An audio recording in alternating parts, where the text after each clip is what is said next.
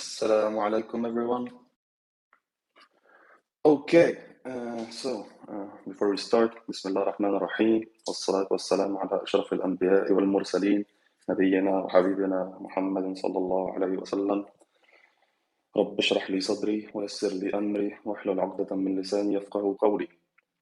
Okay, welcome everyone to our third and hopefully last session of these specific content talks, which are related to Western misconceptions in general.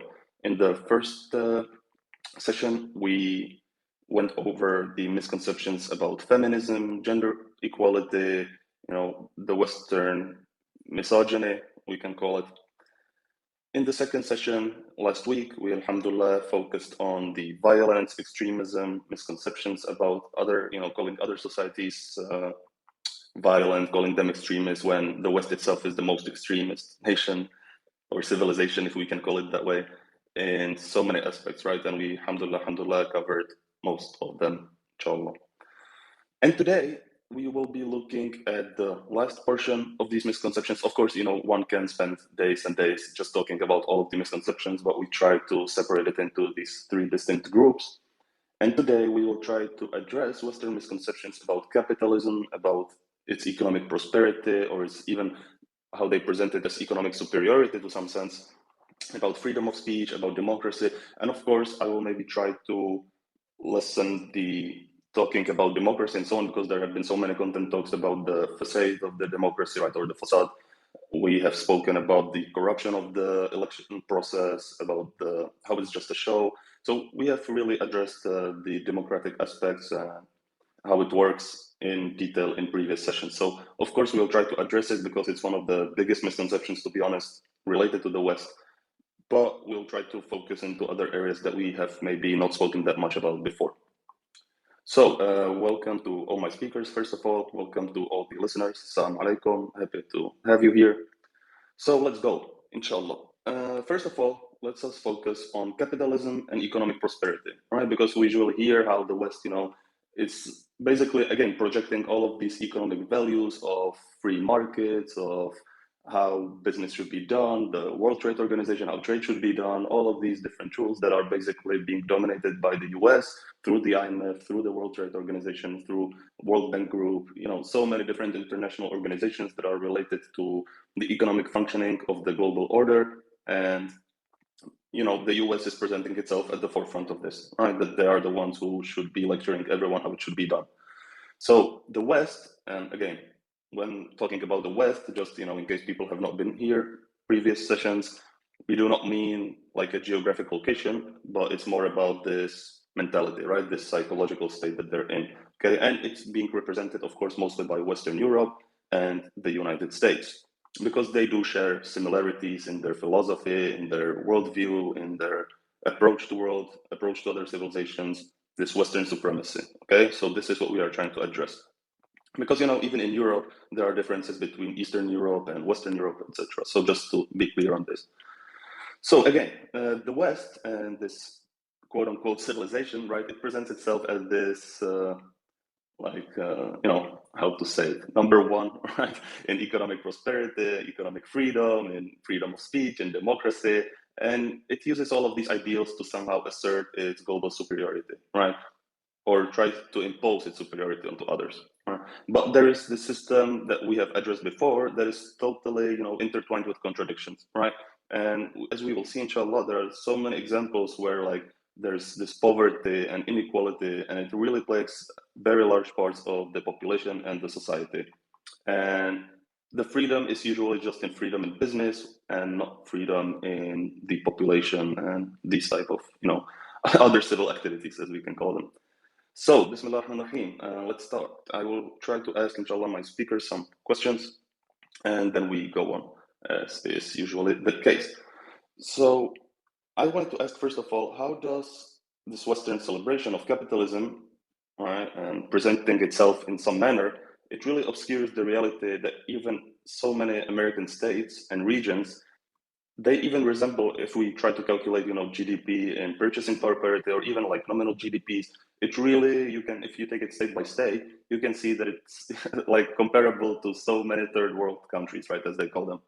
there are so vast income inequalities, economic exploitation of laborers, economic exploitations of foreign countries, laborers in foreign countries, their own workers. So how can this be again reconciled, right? This is always my first question. Yeah, because they're presenting themselves in some manner, while the reality, if one tries to look at the statistics and at the data and really at the reality itself, it's complete opposite of what they're presenting themselves as, right? So let us maybe address some of these manifestations of the inequalities, of the exploitation, and so on. So if you have any ideas, my dear listeners, or speakers, sorry, you are from different parts of the world, so you of course have different, I think that some brothers here are from Germany, some are from England, so you can see different aspects of this. Yeah? So if you can please speak up and give us some examples of how do you see this misconception being, actually manifested in reality. Right? Assalamu alaikum. Is it okay if I take the mic? It's great, actually. Jazakallah khair. So yeah, as you can tell by my accent, I'm the person who is from England, from the UK. So I'm not going to talk about how it affects, people in the States. I'm going to talk about how it affects people in the United Kingdom, because capitalism is often portrayed as the only option. They portray it as if it should be normal and it's the only way to live, right? And they say that because the West is the epitome of capitalism, the top of the leaderboard right now, they say that this is how life should look like. And this celebration of capitalism forces people into the idea, the general population, civilians, into the idea that this is the way that we should be living. And no matter how bad it gets in the country, people aren't generally going to be blaming the governments. They're not generally going to be blaming the capitalism itself.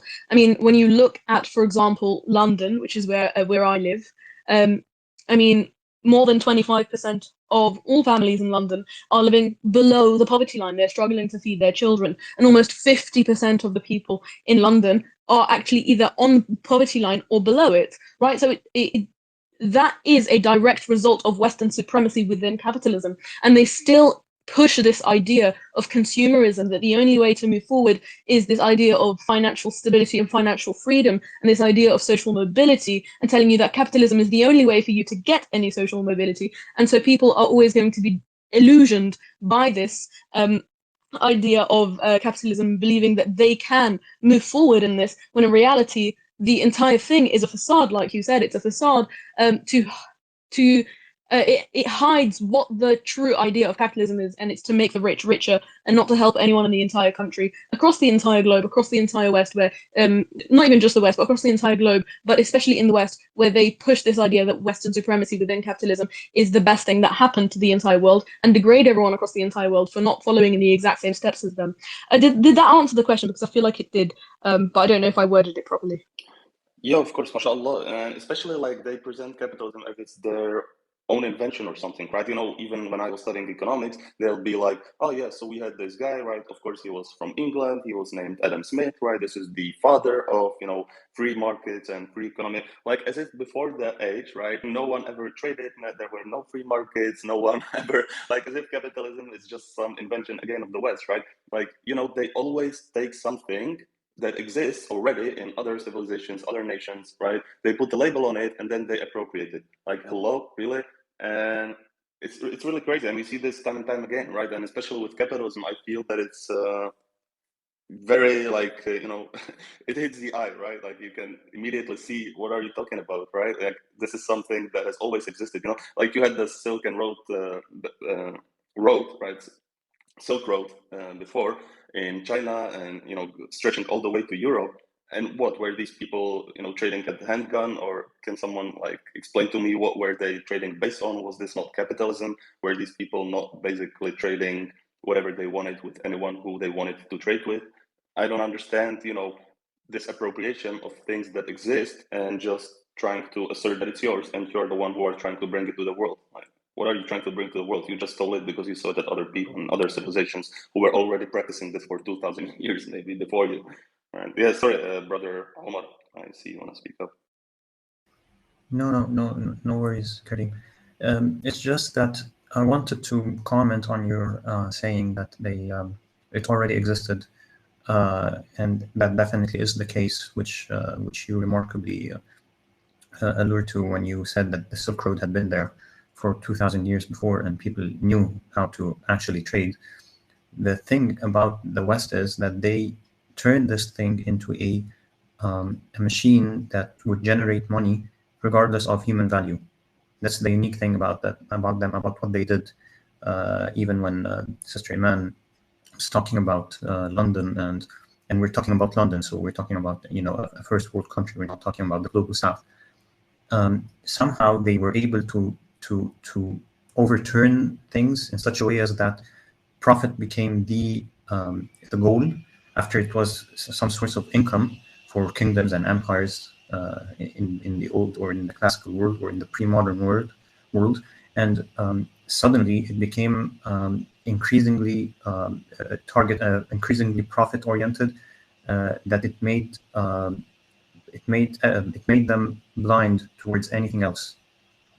Human suffering became nothing to them.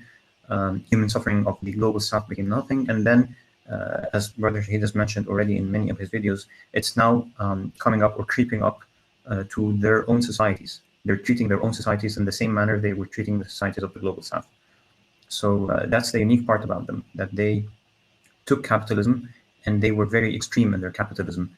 It was not only a source of income, it became very profit-oriented, and profit only was the goal here, no matter what the cost.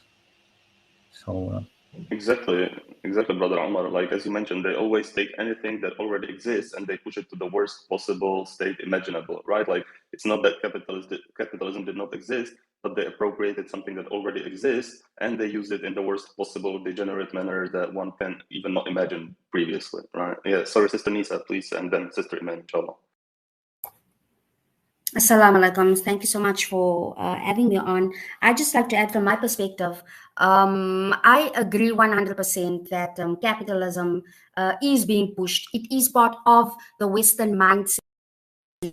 I'm glad that you actually reiterated or clarified that when we say the West, it is not about just the geographical location. It is more about the mindset, because you can have that mindset within within a person that is probably living in the global South. Now, when it comes to capitalism, I agree. It is used, or they would like to make it seem as if they came up with a concept of being rich, and then that is they also tout it to be the end goal, that there is nothing more important, that success is only measured as long as you have as much money in your bank account. You have this unhealthy mindset being promoted, such as you only need to sleep like 4 hours a day because you need to be like this rich person and that rich person, but they don't talk about the other hours where you need to be balancing it out with prayer and those type of things. It's just about making money. It's a very unhealthy mindset, and at the end of the day, the only ones that are benefiting is not even you and your family. It is those capitalists that actually want you to work as hard as possible to make their money, because that is how they operate. Is they use and it's more predatory in terms of using people who with the idea that these are your goals, this is your purpose in life, which is not anything to do with what Allah subhanahu wa ta'ala has taught us what your purpose in life is. So they do corrupt what it is that they teach to people, and it does spread because they are successful in spreading those type of narratives. Another example that I would like to, what I'd like to say from a South African perspective, and where it is that the West operates with South Africa is, the first thing you'd hear is when a political decision needs to be made within the country that is for the people, and we want a humanitarian thing, because this is what South Africa we value within the country is humanitarian issues. Then you will find a certain class of people, the first thing they run to, the first thing they talk about is it's going to tank the rand. I mean, being having that humanitarian element, how will that really make the rand so ineffective and so tank it? It's a problem, that they already fear that their wallets are going to be affected, and that they would have. They won't have salmon. They'd have to eat snook or whatever the case may be. I don't know, but that is mainly the first thing that they have within their minds is that they fear poverty, and that is because the West has instilled that within them, that is how you will be affected if you do not do things the way that they want you to do it. Absolutely. I completely agree with Sister Nisa, and I agree with Brother Omar, what he was saying earlier, and Brother Karim, all of you. And I just wanted to add the point, firstly, that this is exactly why the military-industrial complex exists in the first place, right? The quickest way to make fast cash is to exploit, to kill, to hurt, to commit genocide, to commit ethnic cleansings. That is the quickest way to make money. And essentially, what you're talking about, what Brother Karim was talking about earlier, was that they changed capitalism from something that used to be used for trade across the entire globe, and they used it in a way to exploit people. So no matter the cost, no matter the human cost, they will do whatever they want to do so long as it makes the money. And I just wanted to say that that is exactly why something like the military-industrial complex exists, and that's exactly why the US funds 40% of the military-industrial complex.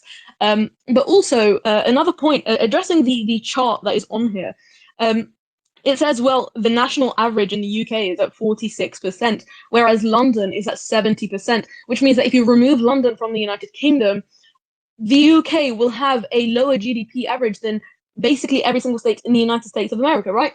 And so the wealth in the UK, in London especially, so not just within the UK, how big the inequality is, within London itself, wealth is very, very unequal, right? It's unequally distributed. So in London, the top 10% of people with wealth in London hold almost 50% of all the wealth in London, right? So you can see that the inequality within London is absolutely terrible. And then the inequality within the UK itself is absolutely terrible. So if you just remove the rich people, the people who own 50% of London, again, the entirety of the UK would have a lower GDP than so many countries across the entire world. And this illustrates to you that capitalism within the West is not actually something good, and it is not actually beneficial. And the UK is technically not even a first world country, because this can actually be compared to countries across the entire world, countries like Bangladesh, countries like Pakistan. It can be compared to countries across the entire world, which means, just like the phrase that a lot of people use, America is a third world country with a Gucci belt on. The exact same thing goes for the UK. The inequality in this country is absolutely devastating. You would literally see so many people below the poverty line. And I think one of the biggest reasons for that as well is because of the fact that around 40% of Londoners are first-generation immigrants, and then you have almost 70% of Londoners are actually not from the UK, and so they exploit the people within London, especially, to be able to make this money. So it all ties back to not caring how many people they have to hurt to be able to make their pockets get fuller and fuller and fuller. Yeah, I'd like to add also, like especially when you talked about how they want to create quick profit using the military-industrial complex. I mean, arms trading has not been something that is new. It's always existed for centuries and for generations. It's always existed between Muslims and each other, between Muslims and non-Muslims, between non-Muslims and non-Muslims.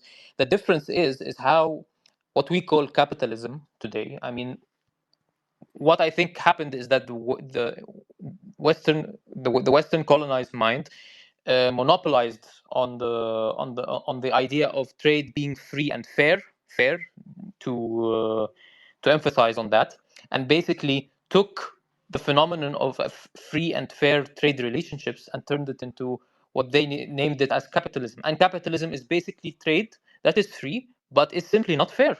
So where you have trade where the rules of the game, the rules of trade, don't apply to everyone, and that's the biggest problem, and that's what distinguishes what we call capitalism from normal free and fair flow of the market. And I'd like to add also that with regard as well to the like the fact that it can be reflected also in countries like the United Kingdom, just also the United Kingdom, but also in parts of our world, the global South, you can see that as well. So it is a parasite that has managed to find its way throughout the entire globe. Some countries have escaped that, but many others haven't. So it's not only a unique phenomenon that exists just for the West; it has affected us as well. There's another aspect of it, which is the Industrial Revolution and the ability for mass production. And when you add that to the military-industrial complex, it's devastating for the world. It's incredibly devastating and dangerous and destructive for the world, because you have a situation now, like if you're talking about non-military products, just regular products, a company has the ability to produce way more than there is a need in the society for their product. But they because they have the capacity to make so many, they need to sell everything that they make, which means that they have to now create new markets, either by spreading their products around the world, or by advertising, marketing, and so forth, to indoctrinate people and brainwash people into thinking that they need things that they don't need, so that they'll buy those things. Now, when you put that in the context of the military-industrial complex, then war becomes a creation of markets. That's all they're doing. They need to create conflicts so that they have a justification for their mass production of instruments and devices for death and destruction. So it's like tied to the overproduction, mass production of things that nobody needs. And when you connect that with the military-industrial complex, it's devastating. And this is one of the things that we've seen, is just the U.S. deliberately creating conflicts all around the world, exclusively for the purpose of funneling money into the military-industrial complex. They're creating markets for products that nobody asked for. I mean, it used to be, like brother said, there's always been arms trading, but that was based on an actual need. That was based on a pre-existing conflict. That was based on a conflict that erupted, that then this nation or that nation, or even this tribe or that tribe, needed to arm themselves to be prepared for a battle, because the battle was taking place organically. It came about organically. Now there are so many conflicts around the world that are not organic, but have been instigated and are being perpetuated for no reason other than the profit motives of the military-industrial complex. Exactly. Like, this is one aspect of it, right? Doing it like militarily through the military-industrial complex, as you, mashallah, greatly just explained. And also we will look at how they do it, through the economic subjugation, right? Through the different institutions that they helped create, right? And assert their dominance through these means. Okay. Inshallah. So Brother Omar, just, I see your hand, so if you want to add something. Yeah, I mean, Brother Shahid thankfully talked about, the military-industrial complex in the U.S. And speaking of the U.S., and we all know how the U.S. is, priding themselves that they are the richest and the most prosperous nation on the earth. But when you inspect that sentence, you will find it extremely separated and disconnected from reality. I mean, for example, the Rust Belt, a region which was, stretching from New York through Pennsylvania, Ohio, Indiana, and Michigan, this region was once the heart of the American industry, right? And it has seen economic devastation due to factory closures and deindustrialization, unemployment, poverty, and population, decline has ravaged these areas, turning once, cities that were once thriving, like Flint and Gary, to practically ghost towns right now. Another example is, for example, if you take Mississippi, this is the poorest state in the United States. It has a poverty rate of over 19%. It suffers from inadequate healthcare, underfunded schools, crumbling infrastructure. And if you take Mississippi, if you consider Mississippi, if you look at it as a country, because each state is, at least in the Constitution, has its own, laws and regulations and so on and so forth. If you look at it as a country, its economy would resemble that of a developing nation, so-called third world developing economies. So its GDP is per capita is lower than that of Argentina and Thailand, with poor infrastructure and underfunded public services and high poverty rates. So this highlights the illusion that the U.S. is uniformly wealthy, when in reality, many of the regions are struggling in the United States. So that was an example, I think, that shows just how glaring differences are. Yeah, mashallah, exactly. Like, there's this chart also uploaded and a table. If you look at all of these states and compare them in nominal GDP, you will basically see that it's just like California, or, the leading country, right, is with San Francisco and Silicon Valley, etc. These are raising the average GDP per capita in the whole country, right? Otherwise, if you take each state individually, it's a third world country, as they call them, right? As they call other countries. So, subhanallah, someone wants to speak. I don't know if someone's opening the mic. Yeah, No. sorry, Brother Sheikh. Yeah, that was me. Sorry to interrupt you. I was just going to say, anyone who's lived in an American city also knows that you can just go block to block and you'll see a difference in wealth. If you walk a few blocks in a nice neighborhood, you cross the street and suddenly you're in a terrible neighborhood, a neighborhood that you don't want to be in, that really looks dilapidated and derelict. I mean, when you talk about even the way that they measure these things, they measure the so-called health of an economy. As you know, Brother Kareem, and it's sort of more your area than mine. The statistics and the data that they use is so misleading. Like just when you talk about GDP, or one of my favorites is when they talk about median income. Like the median income in the United States is such and such. Well, that's the median income means the middle income between the lowest and the highest, which means that you're including multi-billionaires in that. You need to take the multi-billionaires out of the equation because it's just a handful of them. It's like less than 5% or something of the population that are or even 1% maybe that are multi-billionaires, but they're skewing the numbers. They're skewing what the middle income is. It would be like if you said someone has a healthy body weight, like if you put them on a scale and they have a healthy body weight, and then the actual number looks like it's a healthy weight for their height, but then if you actually look at them or do an X-ray or what have you, you find that their entire body is emaciated and they have no muscle tissue whatsoever, except they have one gigantic left hand. It's so disproportionate. It's so malformed that there's no way that you could actually, in any sort of an actual analysis, in any sort of actual examination of the economy, if you put it in those terms, like it's a physical body, it's a completely malformed, deformed figure. But well, it's got a healthy weight, so therefore it's a healthy economy. This is like how they play with the numbers to give a very inaccurate depiction of what whether the economy is healthy or not. Yeah, exactly. Like as you mentioned, like even the GDP, GDP is basically just what is produced. It's a flow. First of all, it's a flow variable, so it just tells you what has been produced in this year in the economy as a whole, right? It's really what is produced equivalent to how people are doing. How is that relationship even explained? I don't know.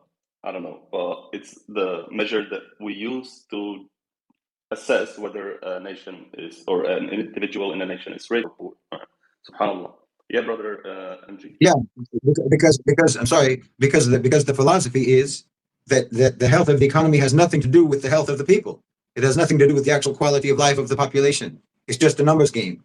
This is their version of a capitalist mentality. Is that it just the only thing that matters is the actual numbers and not the quality of life or the value of their life or how easy it is for people to live, how easy it is for people to meet their expenses, to live on a daily basis. None of that is included in their evaluation of what a healthy economy is. It's just, as you say, with the GDP, the actual production, which is completely meaningless in terms of how healthy the economy is. Yeah, subhanallah. Brother MG. Yeah, I mean, I'd also like to say that sometimes it's not even with like the disparity between the low income and the high income in the developed world is not. It doesn't have to be It doesn't have to be in one city where you can find one block that's high income, one block that's low income. It can sometimes be in the very same block. Like for example, if you go to Brussels, in Schuman Square, where the European Commission is, there's these nice buildings where Ursula von der Leyen and all the lovely European parliamentarians sit. When you go to the subway of that square, it's covered with homeless people. It's covered with homeless people. So it's not even different blocks. It can even be the same exact block. Yeah, exactly. Subhanallah. And just as we were talking about inequality and how it's not distributed, right? Again, it's one of the phenomena of this American society, right? Like even the owners of Walmart, I think it's the Walton family, they own more wealth. The one family owns more wealth than the bottom 42% of all Americans combined. Yani subhanallah, Jeff Bezos, right? Everyone heard of him, over 200 billion, right? During even the pandemic and all of the policies that were enacted during the last 5-6 years, right? Especially when people during COVID were sitting at home, right? Everybody was going on a spending spree online, right? So Amazon kind of profited from that during that time. Right?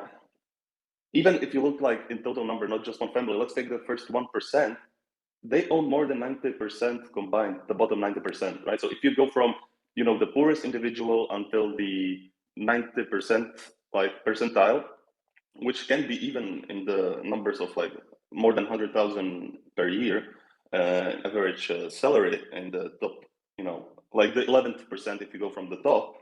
But basically, all of these combined have less than the wealthiest 1%. What is this, right? Is this, the freedom, the equality, the capitalism? Is this the prosperity that you're talking about? Like, really?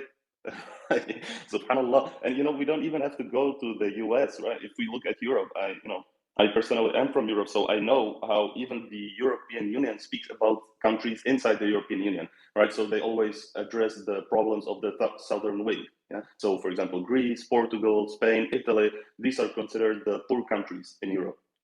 Yani, you are admitting that these are poor countries when they are implementing the policies that you want them to implement. So, what is the logic behind it?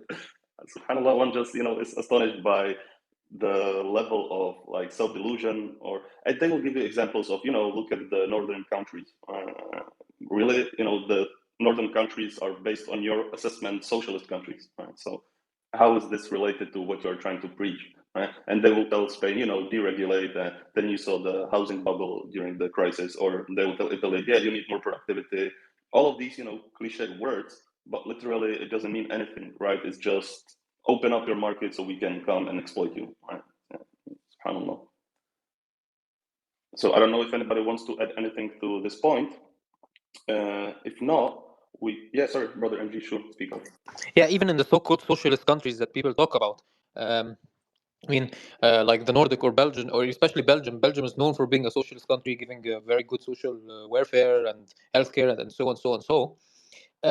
They make it hell for small and medium enterprises. They make it hell for businesses that want for anyone that wants to start a business and make money, even as far down as owning a restaurant. Like, they tax people that just want to own restaurants to such enormous degrees that they can never compete with a franchise like McDonald's or KFC or whatever. So even those socialist countries, they're not really socialists. Yeah, you're right. Exactly. Again, they just try to label someone because, they, for example, enact some more preferable social policies to the population. They will go down socialist, even though in economic terms they might not be socialist at all, right? But it's just, again, this labeling and twisting of words and using it to signify something negative, while capitalism is only the positive, right? Yes, Sister Iman, please. Yeah, I just wanted to say that the idea that people working multiple jobs every single day is normalized is a huge problem. I think you see people across, in all these movies and everything, because I've never been to the US, but I see people who are working 2-3 jobs every week. They're working 80 hours a week to be able to live, because the minimum wage is not high enough to live on. So the minimum wage should be raised if they want people to if they actually cared about the people. But then they say, oh, inflation and this and that. But no, in reality, they force people to work for less money so that people can, so that they can exploit the people again and again, so that they can make more money. Because essentially, then they would be losing a little bit more money if they raised the minimum wage or decreased the prices of homes and everything. And I just wanted to go back to the point of the fact that you don't even have to leave a block to be able to see the inequality, because just in the area that I live right now, there's something called council housing, which means the government has like multiple different councils across the entire area of the United Kingdom, right? And each council is basically, when you buy a house or when you're renting a house, you give them less money for it because you're on government benefits and stuff, right? Just the block that we live in, some of them are private and some of them are council owned. These private apartments are absolutely minuscule and they go for about $1 million each. But if you're with a council, you pay a lot less. And the thing is, right, everyone in the area usually works the same types of jobs. So some people are literally making very, very little to no money. And yet your neighbor would be a millionaire. Literally your neighbor. A house next door was literally sold for £13 million.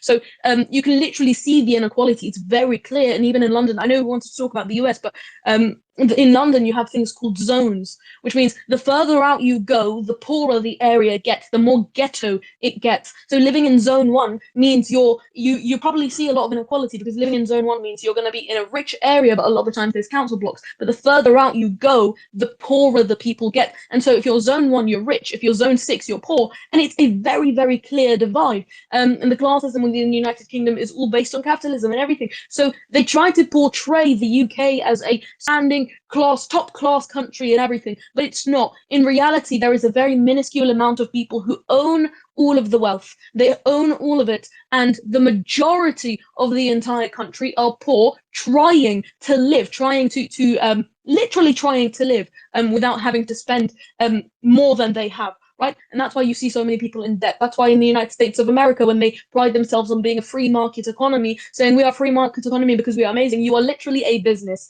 You are a business putting people into millions of dollars of debt just to give birth to a child or because they got hit by a car. So healthcare, everything being privatized is literally ruining these countries, and they don't care. They hide that in the shadows. They hide everyone, the majority of their civilians in the shadows. Yeah, exactly, sister. I have nothing to add, to be honest, but Sister Nisa, please. With regards to when it comes to America and capitalism and the way that they abuse and enslave people when it comes to labor and capitalism, they have a very high homelessness or unhoused, whatever the term is, rate. And last year it was at its highest, and this year it's even increased. But of those homeless people, 40 to 60% of those people are employed. Now imagine you have a job, but you are homeless. How does that work? You know, that is, it's a thought that you can't even fathom. How is that even possible, that you have a job, but you can't afford a home? And in order for them to be able to afford a 1-bedroom place, they must work 80 hours a week. That is double the amount that is what you need to be working to at least, you know, get by in the first place. 40 hours is, according to labor relations, most areas, that should be probably good enough where you can still have a life, apparently. But in America, in order to afford just a 1-bedroom, you need to work at least 80 hours. And even if you have a job, you can still be homeless. 40 to 60% of homeless people have a job. And that is shocking, that people even still think that it is okay, that people still even think that America is taking care of them. So it is a thing where people need to open their eyes when it comes to how it is that they live, the mindset that they have been fed, and how they need to fix it within themselves. Absolutely. And, you know, and this sort of connects to the whole myth of America being the land of opportunity. And, you know, they teach everyone, if you work hard, then you'll get up and you'll succeed and you'll rise up the ranks and so on. But America has just about the worst of any so-called developed country. It has just about the worst ranking in terms of actual upward mobility for any so-called developed country in the OECD. I think it's something like 93% of Americans who are born in the lowest 20% income bracket, 93% of them will never get out. Only 7% will ever rise to the upper levels of the income bracket. Only 7%. 93% of Americans who are born poor will stay poor for the rest of their lives. That's your land of opportunity. That's the great motivation that they give you. They give you this lottery mindset to keep you basically pacified and accepting a very unequal and a system that's not only unequal, but where that inequality is fortified and maintained and preserved very deliberately. But they put in your head that you're going to be the next Elon Musk, you're going to be the next Mark Zuckerberg, or what have you. You're going to be able to reach the lofty heights of wealth and fame and so on. When the actual reality is that America, this land of opportunity, has just about the lowest ranking in terms of actual social mobility, upward mobility, in terms of income. Like I said, 93% of people in the United States who are born poor will stay poor for the rest of their lives. That's the reality. Yeah, exactly. Like always when, you know, they mention this upward mobility, I just imagine this hamster ride on the wheel with, you know, the cheese hanging in front of him, and he's just running constantly, you know, powering some machine or something, right, by his action, while he will never get the cheese, right? And it just seems like this is something that they are dangling in front of your face, right, for you to run towards it, and you will never be able to catch it. So, brother MG, please. Yeah, and also there's the problem with the so-called upward mobility is that also they have managed to colonize the minds of the poor on what is upward mobility, what is to be successful. And they have framed it in such a way where being successful means that you have to be from the 1%. And so what you end up with is over time a society that is engaged in a rat race that has no end and has little achievement concerning the expectations. Exactly, and these are great points because I think we can, through it, inshallah, just like if you cannot achieve it through being a wage slave, right? This dream that they present you that it's attainable, but in reality, everyone knows that it's not attainable. You have to get into debt, right? This is your best option to catch up with the Jones, right? As they use this term, which basically means that you see your neighbor has a brand new car, so you have to go, either work harder, right? Which possibly you can't if you work 16 hours a day. So yeah, you just have to borrow for the car. So I would like to go into this topic of, we can call it debt slavery, okay? And of course we can even mention wage slavery because they will tell you how they abandoned slavery when in reality they just privatized it, right? As Brother Shahid mentioned in previous videos. So first of all, I would like to go to this aspect of predatory lending, right? Lending, because I think even Brother Shahid mentioned it many times in his videos previously. So, how is this a problem, right? The type of lending that they do, the student loan crisis, right? We hear about it and how the government basically even is trying to get some votes using that they will relieve this debt and so on. I don't know if it even happened. I don't think so. I don't know if the Biden administration actually did it. I just know that it was a thing they kept on talking about. But yeah, let us look at this aspect, right? Because again, it's some subjugation using debt mechanisms, right, of its own citizens, basically, if we can say that. Yeah, Brother MG, please. Yeah, I mean, for the education and lending, a lot of it is attributed also to how education is framed in society. And the reason a lot of people are having to borrow money to carry on with education and end up piling up a lot of debt is because they are pursuing careers that require you to go into universities that are Ivy League. And so when you have everyone pursuing such careers, what you'll end up with is very few people getting employed, and a lot of people becoming unemployed and have to settle with secondary jobs that do not reflect their qualifications. And that's because they have idolized what we call the white collar jobs and demoralized, or I don't want to say, I don't know if it's the right word, but um, relegated the importance and significance of handwork and craftwork. That actually, if you think about it, handwork and craftwork can guarantee the individual financial freedom for legitimately. Yeah, exactly, brother. Like, yeah, Sister Iman just notified me that they actually approved 4.5 billion, in the debt relief. And if you look at the statistics, it's like 1.7 trillion Americans collectively own in student loan debt, right? So that's like 0.4%.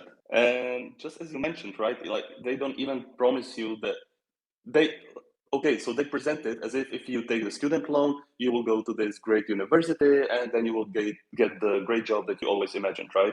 But we know who gets into these universities, right? It's all about connections. It's never about, how good you are or how you can excel. It's where your loyalty lies, right? Basically.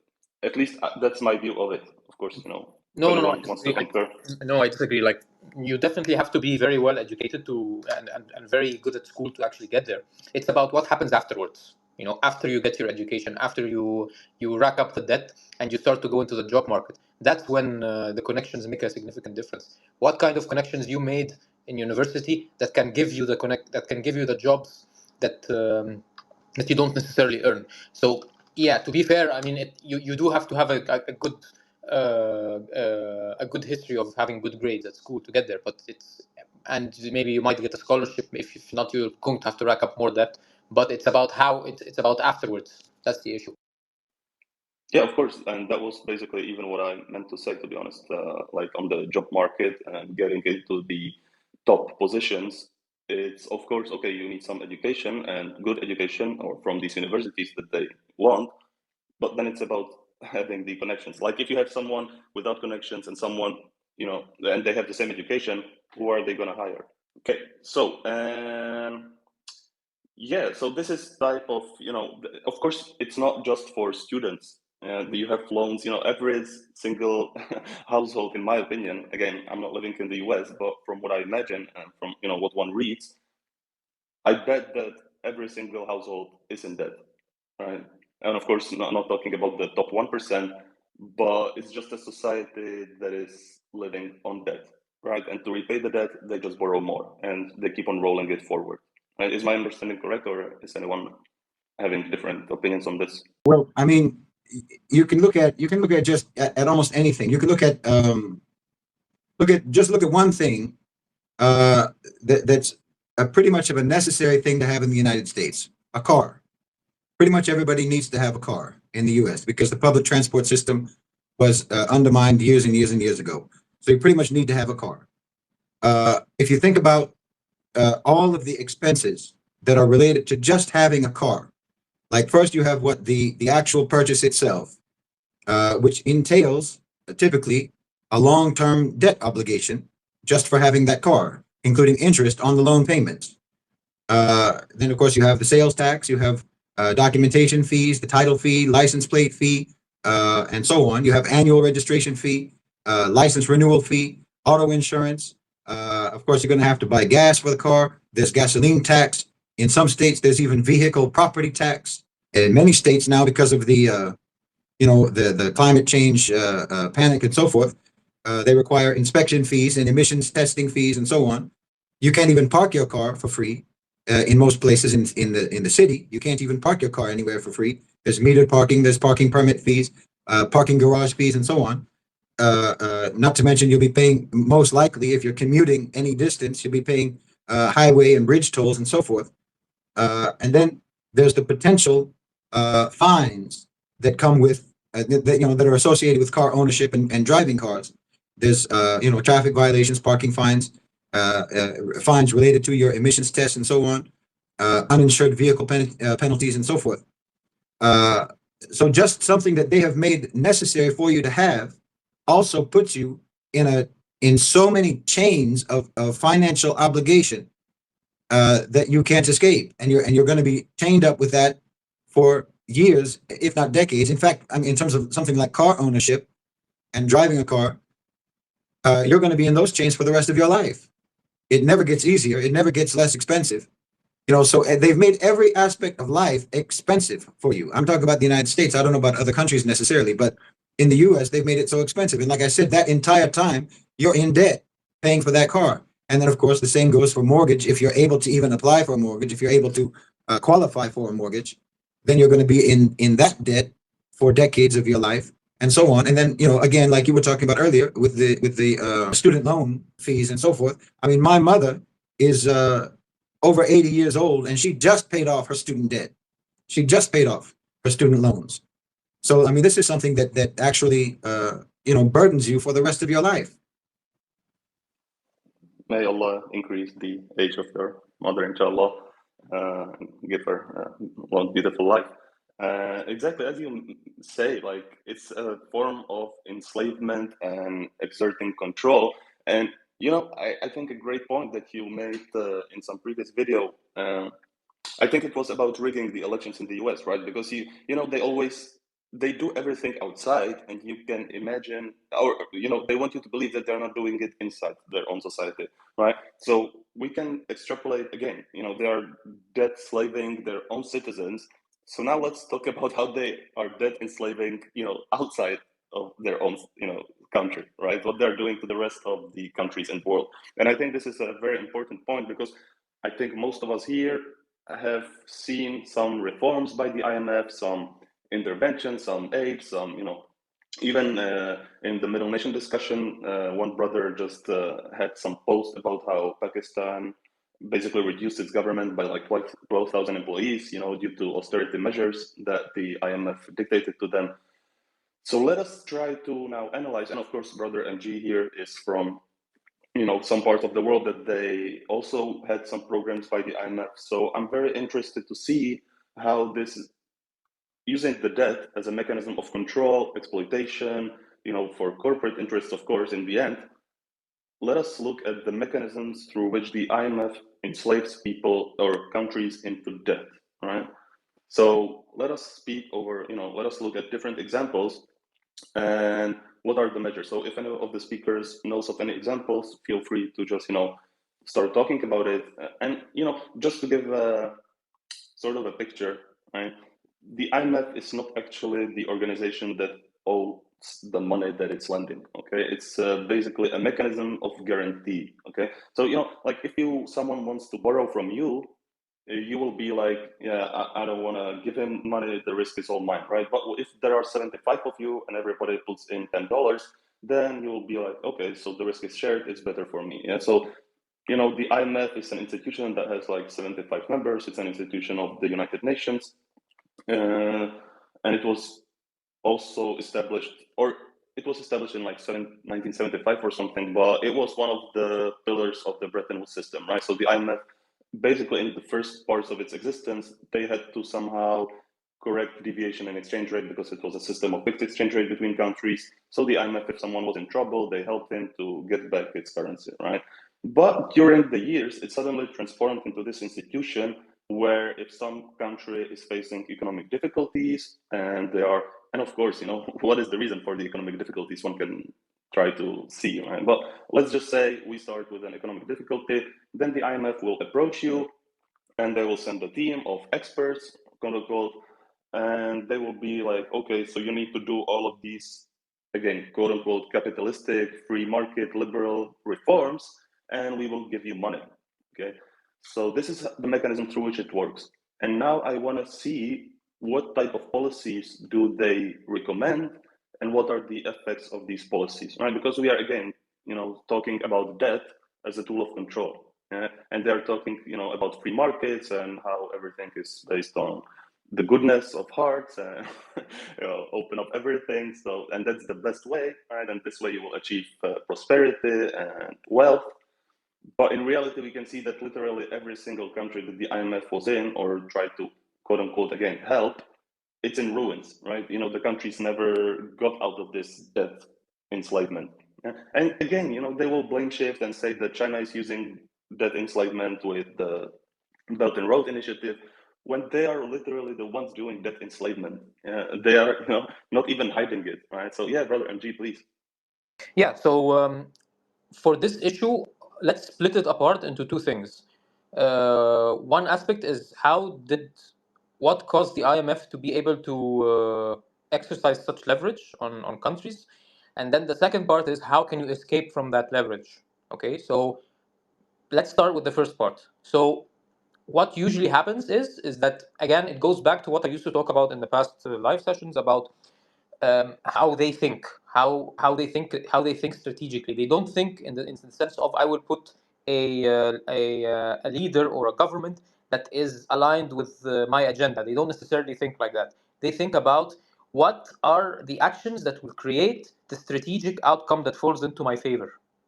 So they could either support an anti-systemic government or an anti-systemic leader. They don't have to do that. They can just let nature take its course, and an anti-systemic government or an anti-systemic leader that might not necessarily be the most competent take power. And then what happens is that this leader goes into a confrontation with the powers that be, and then the powers that be, they start confronting that leader. They could cause a war. They could cause a wave of sanctions that impoverishes the country. And what happens after that? The IMF rolls in to save the day, quote unquote. So that's how the IMF manages to exercise leverage, create the conflict or provoke the government or the leader that is anti-systemic, that might not necessarily be too competent, to create actions that create significant reprisals for his country. So that's how it works. After that, the second question comes to mind is how can you diminish this leverage? Now, we've seen it lately with a lot of other countries, and with what Shahid also mentioned before in the videos about how BRICS is acting as an alternative to the IMF. And you could see it. You could see it, for example, with Egypt. So there came a point when, with the IMF demands regarding Egypt, that it cannot be tolerable for Egypt anymore, like raising the pound to 80 pounds to the dollar, and then the key companies that are involved in strategic industries for the country, put them up for privatization. That didn't.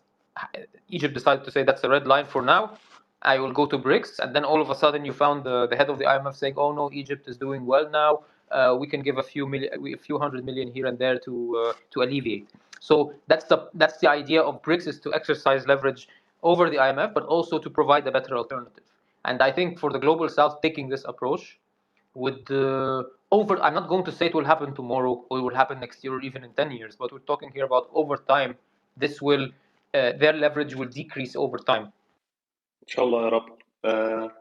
And okay, why do you view, you mentioned that privatization is somewhat, like you presented it as something negative, right? When in economics or economic education, everywhere, privatization is seen as the most efficient way to do business, right? They will tell you. Yeah, it depends on what kind of privatization it is. We mentioned at the beginning of the video. I mean, it's not the privatization that is involved in a free and fair market. It's the kind of privatization that is politically motivated, that is motivated by creating leverage. Okay. Brother Amr, please. Yeah, I wanted to address the question about privatization because they want to lead us to a path where it would be beneficial to privatize, but not beneficial for us. We can trace examples of that, in Iran and in many countries which had natural resources, where upon discovery of oil or petroleum or natural gas or what have you, private companies, private European, British, and American companies would immediately pounce up on the regime in place and start striking up deals that were indisputably in favor of the company and not in favor of the population.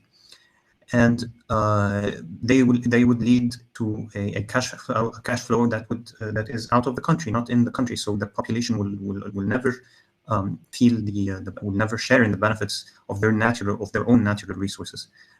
Also, this we could see in the banana republics, the so-called banana republics in Mesoamerica, when the fruit companies took over there and they built essentially huge empires, right? So an example of not privatizing would be like the Saudis did, for example. They did not allow for any privatization over their oil reserves, and it gave them power to dictate many of their demands in this day and age. Brother Shahid made this point in a video I saw before, and I think it was an outstanding observation. Like, imagine what if the Saudis had privatized the oil to some company, or outsourced the extraction of oil to some company which would share the profits. They would never even be able to exercise the leverage that we see them exercising today. So privatization is not necessarily a good thing, even if they convince us otherwise. Yeah, exactly. As you mentioning, the oil companies, right? So you can see what Shell did in Nigeria, right? Like, hello, they totally destroyed the local ecosystems, the local communities, and all just for the profits of oil extraction, right? And like, they do not care about the local society, right? They do not care about the local population. It's all just for profit. Again, we are, Brother MG, at the start, when we were speaking about capitalism, right? It's not, like, capitalism existed, but they took it to the most unfair, unjust, degree possible, right? So it's again about just using the local resources and exploiting, and they will do it in the form of, privatization is good for you. We will hire people. Governments are inefficient. Governments cannot do what we do because we are, they even present that profit is a good measure for, like, a good motivation, right? So during my years of study in economics, exactly, like, when you can offer private individuals the profit, this will motivate them to increase productivity. But is it productivity or is it exploitation, right? Like, why are you calling exploitation productivity, right? It is in their eyes, probably. I'm not saying it's not, but it's really just enslavement, right? And again, we have seen this through so many countries, right? The IMF, and it's always the same package. It's always, privatize, first of all, that's always the most important. free float your exchange rate. That's the second thing that they always highlight. Try to reduce the public sector in terms of how many employees it has, reduce state bureaucracy, and always the same, effects, right? Unemployment skyrockets, poverty goes up, companies come in, right? They do not care about your local population, whatever. They just want to take out the resources. And it's, once, like Argentina is a good example of this, right? And you cannot understand, okay, so I don't know if this Malay guy that they now have is a puppet. I guess probably one can say that is the case, because, after all of the, Argentina announced bankruptcy, I think it was in the year 2000. So that is 24 years ago. And they announced bankruptcy due to the, they could not repay the debt, right? They basically were like, okay, sorry, we cannot, uphold our obligations, so we announced bankruptcy as a state. And the reason for the bankruptcy was the debt. So what is the solution? Let us take more debt from the IMF, right? And then comes this Malay guy now when the economy is totally devastated, and he again connects it to the IMF and get more, let's privatize more, let's reduce more the state sector, let's get more debt into our country. This is the only thing that will help us. Like, this obsession with the debt-driven prosperity, it's really amazing, right? And subhanAllah, I don't know what your opinions are on this, but I just think it's really interesting. Yeah, sorry, brother Amr, please. No, I was just going to say that this is the kind of mindset that they want to project. Like, if you don't have money, then you're worth nothing. That's exactly how they want the world to operate, right? Because I'm not sure if it's part of their philosophy or if it's the way they were raised in the West. But they successfully devalued everything. Everything has a price, and everything is up for sale. Nothing is not for sale. That's the slogan of the age that we live in right now. So and unfortunately, they turned it to a game of money and not having money after it had been a game of politics, of political power and dominance and empire building. They took it to a whole new spectrum where empires don't clash anymore, because you can have two companies, two big multinational companies having spheres of influence in the same country on two different realms entirely, and they don't necessarily have to clash. So that's the kind of world that they created these days. Well, there's another aspect of it in terms of, like, when you talk about the IMF and the neoliberal reforms and austerity measures and so forth, and why any country around the world even takes financial advice or economic advice from the United States or from the West generally. And this is connected to the fact that what we were talking about earlier, which is how they misrepresent the health of their own economies to make everyone think that they have these great, wonderful, successful, prosperous economies, which they do not. If you were to actually tell the truth, like what we've been doing here, if you were to actually tell the truth about the American economy and talk about Mississippi, talk about Alabama, talk about Detroit, talk about the actual inequality in that country, and talk about the actual 93% of people who will never get out of poverty, then that gives the rest of the world a very different impression about whether or not you're qualified to give economic advice. But when you present, the only thing that you have to present is your GDP and how many billionaires you've produced, and that makes people think that you're qualified now to give economic advice because you set the definition for the world about what a healthy economy is, even though that economy that you're describing as healthy is incredibly dysfunctional and incredibly unhealthy, and is leading to misery to masses and masses of people in your population. As long as you're able to define it to the world as a successful and prosperous economy, then everyone thinks that they're supposed to take your advice. And they think that, well, if the IMF tells us thus and so, then we should do it because apparently they know what they're talking about. But as has been mentioned here, every country that the IMF has gone into has completely collapsed their economy, has raised the misery index for the population immeasurably. But again, as long as you're accepting the Western so-called capitalist definition of what a successful economy is, then you will think that you have to do whatever they tell you to do in order to become a successful economy, even though whatever economy or whatever success they have had, especially America, whatever success they have had as an economy has been by implementing policies that are the complete opposite of what the IMF always tells countries to do. So if you want to look at economic models that have worked at all for the United States, then you would do the opposite of what the IMF tells you to do, because they're telling you to do all of the things that America opposed doing, which gave them any kind of an economy in the first place.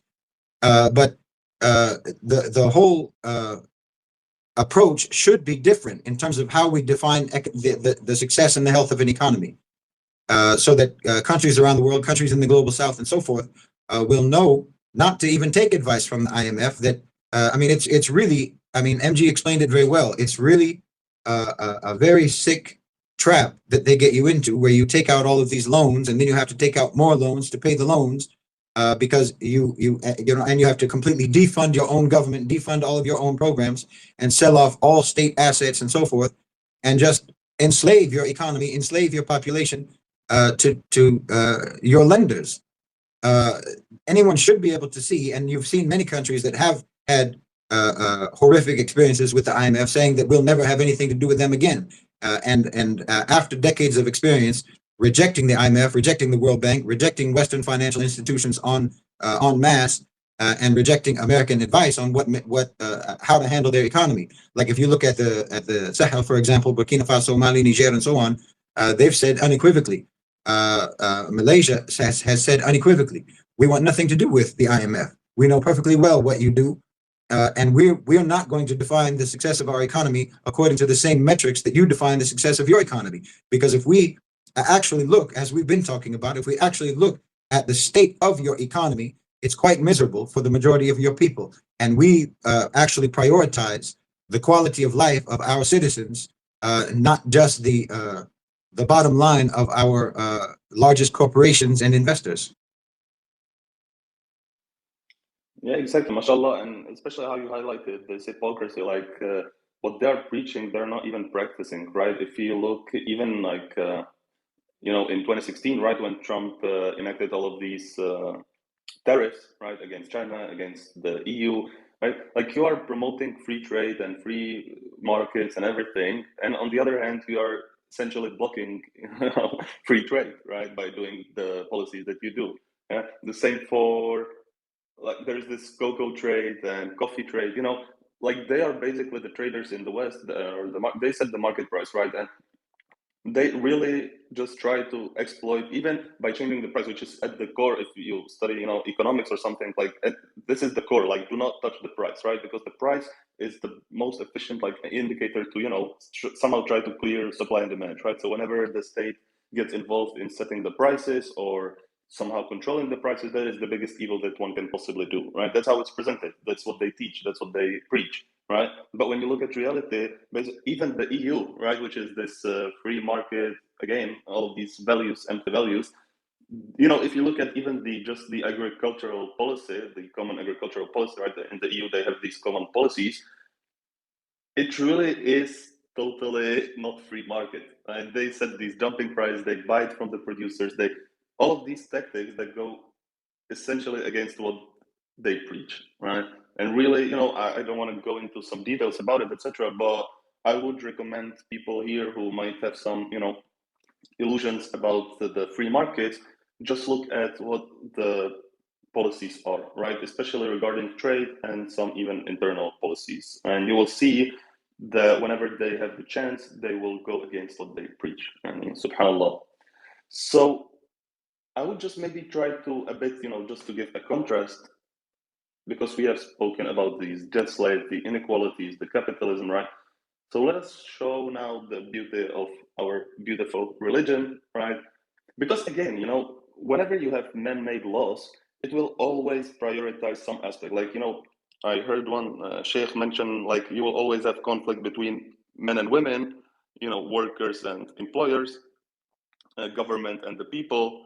And yeah, I cannot remember the fourth one. But basically, you know, for example, right, if you put the law in the hands of men, of course, they will sometimes be a bit, you know, subjective and discriminate women. On the other hand, if you give the law, you know, decision making or creating the laws even into the hands of women, it will probably be sometimes a bit subjectively discriminating, you know, men.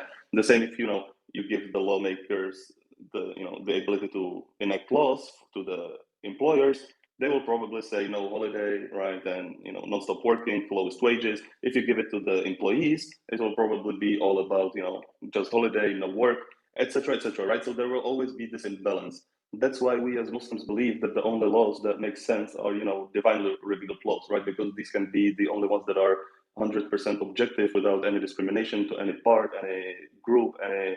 And subhanallah, this is what the beauty of the religion and what it brings, right, in practical terms, right?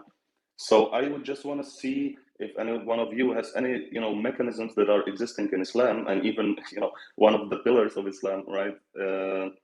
How they help, how they contradict these policies that are man-made, how they help basically reduce these misconceptions that are in the West and these inequalities and these debt enslavements. What are the mechanisms according to Shari'i way, or if I can say it that way, that counterbalance these negative policies that we can see by the West? Yeah, of course, Sister Iman or whoever wants to. Yeah, I just want to say one thing in Islam that is completely and utterly forbidden is interest. Riba is completely haram in Islam, right? And interest, it relates to the debt enslavement, right? Because when you are in debt, you don't just take out a loan of, let's say, 30,000 and then pay back 30,000. You would then pay back 30,000 plus interest. So that means usually when it comes to student loans and everything, a student would usually pay the entire student loan plus more than double over that with the interest. So that is one just completely contradictory ideology within Islam, and then within the Western ideology of capitalism, that shows you that Islam doesn't allow you to be exploited in that way, and it doesn't allow people to exploit you in that way, because interest, essentially what it is exploitation. People say, oh, well, interest is important because it forces people to pay back on time and la-di-da. No, it doesn't. No, it doesn't. It just makes the rich richer absolutely every single time. So I just wanted to point that out. Yani, interest within capitalism is very, very prominent, and interest rates are very, very high all the time. And so Islam Islam battles that with making riba, which is interest, completely haram.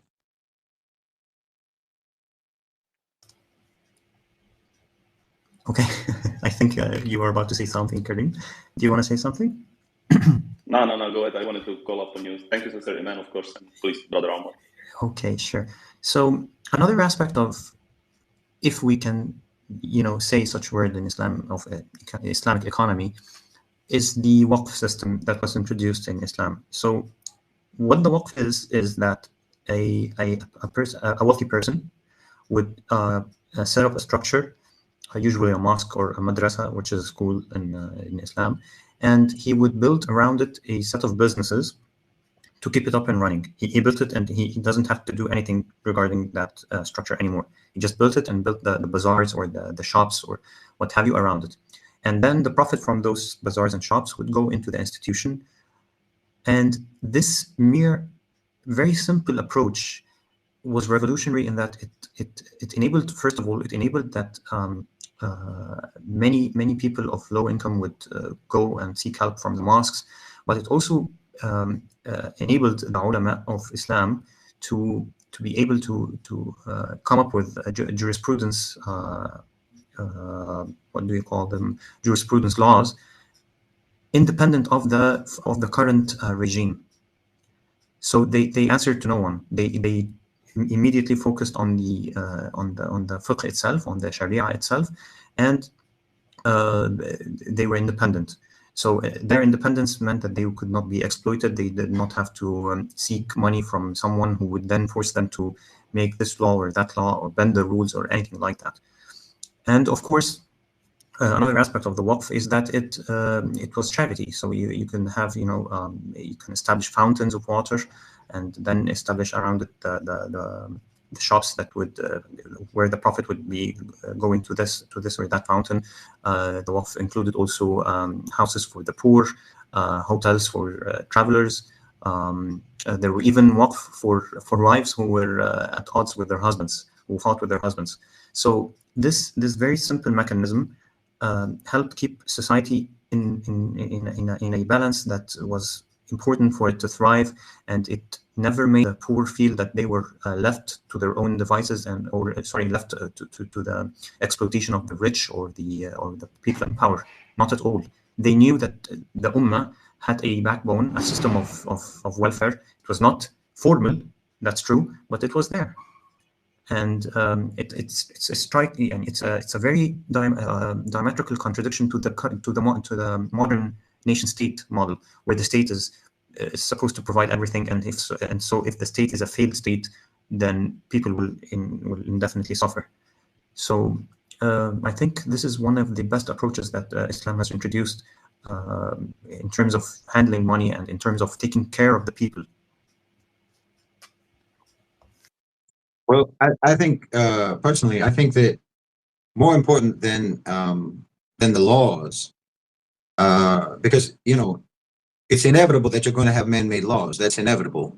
But more important than the laws, there's just the underlying value system behind the laws themselves. There's the philosophy, the importance in Islam given to fairness, given to obviously ibadah, to worship, to earning Allah's pleasure, and so forth. There's the basic morality that is missing from the West. It's missing from so-called capitalism. It's explicitly missing from their approach to business. Everything is driven by the profit motive. And then in Islam, of course, it's the only belief system, the only religion that I know of that actually includes material rights among basic human rights.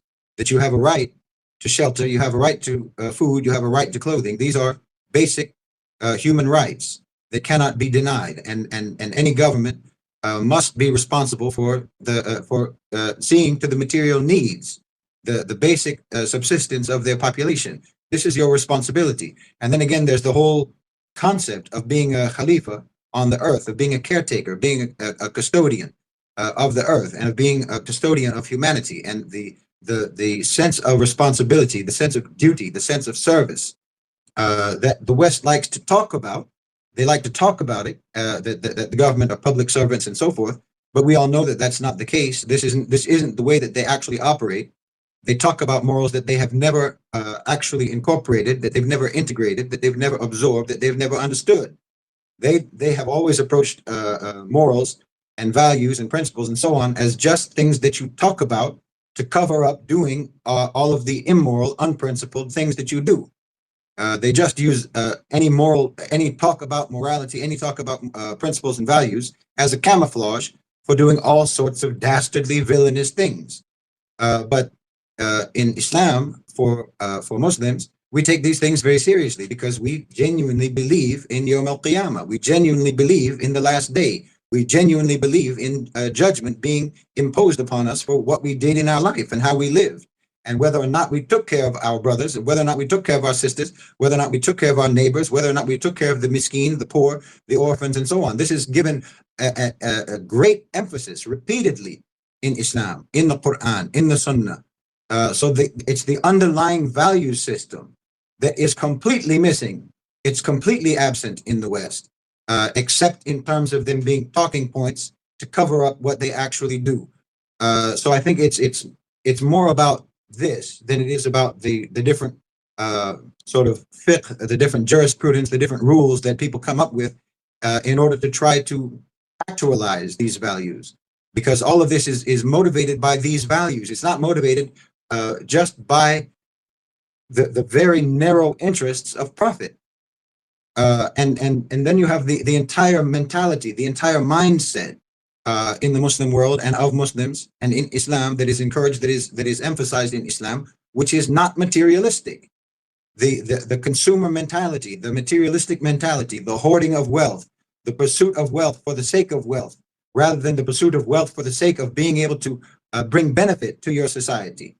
It's just a completely different mentality. It's a completely different mindset that we see today. The result of that, we see the result of a society in the West that only cares about profit and only cares about profit for the few and doesn't actually believe in any sense of responsibility. Any social contract in reality is just torn to shreds. So it's just there's not really a way to compare except to contrast these two different approaches to life. and you can't divorce the rules and the mechanisms that an Islamic society employs. You can't divorce that from the underlying value system, which is drastically different from the so-called value system of the West. Yeah, exactly, mashallah. Like, again, it's at the core of it, right? So, but even subhanAllah, you know, one of the pillars like zakah, it's an obligatory act, right? It's not something like voluntarily, but يعني, subhanAllah, this mechanism, if it was employed, you know, by every person, I do not believe there would be any poverty left in the world. يعني, subhanAllah, and I do not know again of any religion that it makes it obligatory upon you to spend out of your wealth a specific portion, if it of course exceeds some given limit, right? يعني, I don't know, and the subhanallah, even the Quran, right? It, you know, reminds us about this all the time, right? It's not like something that we concluded on our own, you know, with scholarly ijtihad or something. But you know, I'm always reminded about Surah Al-Baqarah, right? At the end, it speaks about like if someone is in debt, you know, and he has some hard time to repay it, you know, postpone it for him. If you waive it off as charity, it's better for you. Or I think it was in Surah Al-Tawbah, you know, like yeah, like if you yeah, do not hoard wealth, right? Do not accumulate, you know, unnecessarily. It's because, you know, in our perspective, like whenever someone is given wealth, right, this is a trust from Allah. It's even not considered as something because, as you even mentioned in the video with the Christianity, right, where, you know, if the Lord gives you, then you are doing well, right? In our perception of it, it's usually some kind of a test, right? It's not like some benefit. You know, we do not try to view Allah's favor upon us as being pleased or displeased, but it's more about how we will act with it, right? And yes, brother Omar, please. Yeah, just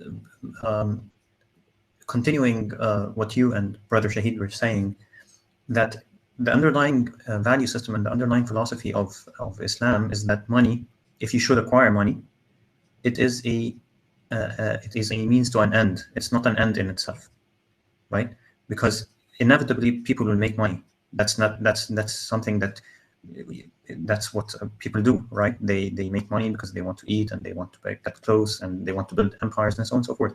But what the West has done in the previous centuries is that they made getting money an end in and of itself. That's the problem. So when Brother Shahid rightly so mentioned in when he was talking, the principle or the idea of khilafah, that's exactly what it is. You are mustakhlaf on that money. You are trusted with that money. It's not your money. It's in your hands, but it's not your money. Okay, you're responsible for distributing this money fairly and squarely among different sects of society, so that no one is wanting. And so this is how the West is viewing this the hoarding of wealth, because they want to hoard wealth. That's it. Whereas in Islam, when you hoard wealth, it's usually not a good sign. But if you hoard wealth and you redistribute it, and you say that you are redistributing it and doing that, then that's okay from an Islamic perspective, because people will eventually make money. It's how they use this money. So we have this hadith like من أين اكتسبه وفيما أنفقه. The Prophet ﷺ says that people will be asked on the last day, where they got their money and how they spend their money. So that's what matters in the end. Thank you, brother Omar. Inshallah. Okay, seems alhamdulillah, we have covered capitalism. We have covered really lots of misconceptions, alhamdulillah. And I think, you know, anyone who listens to this will, inshallah, this is our purpose always, to try to educate, to try to open eyes as much as we can. So I hope that has been achieved, inshallah, to some degree at least.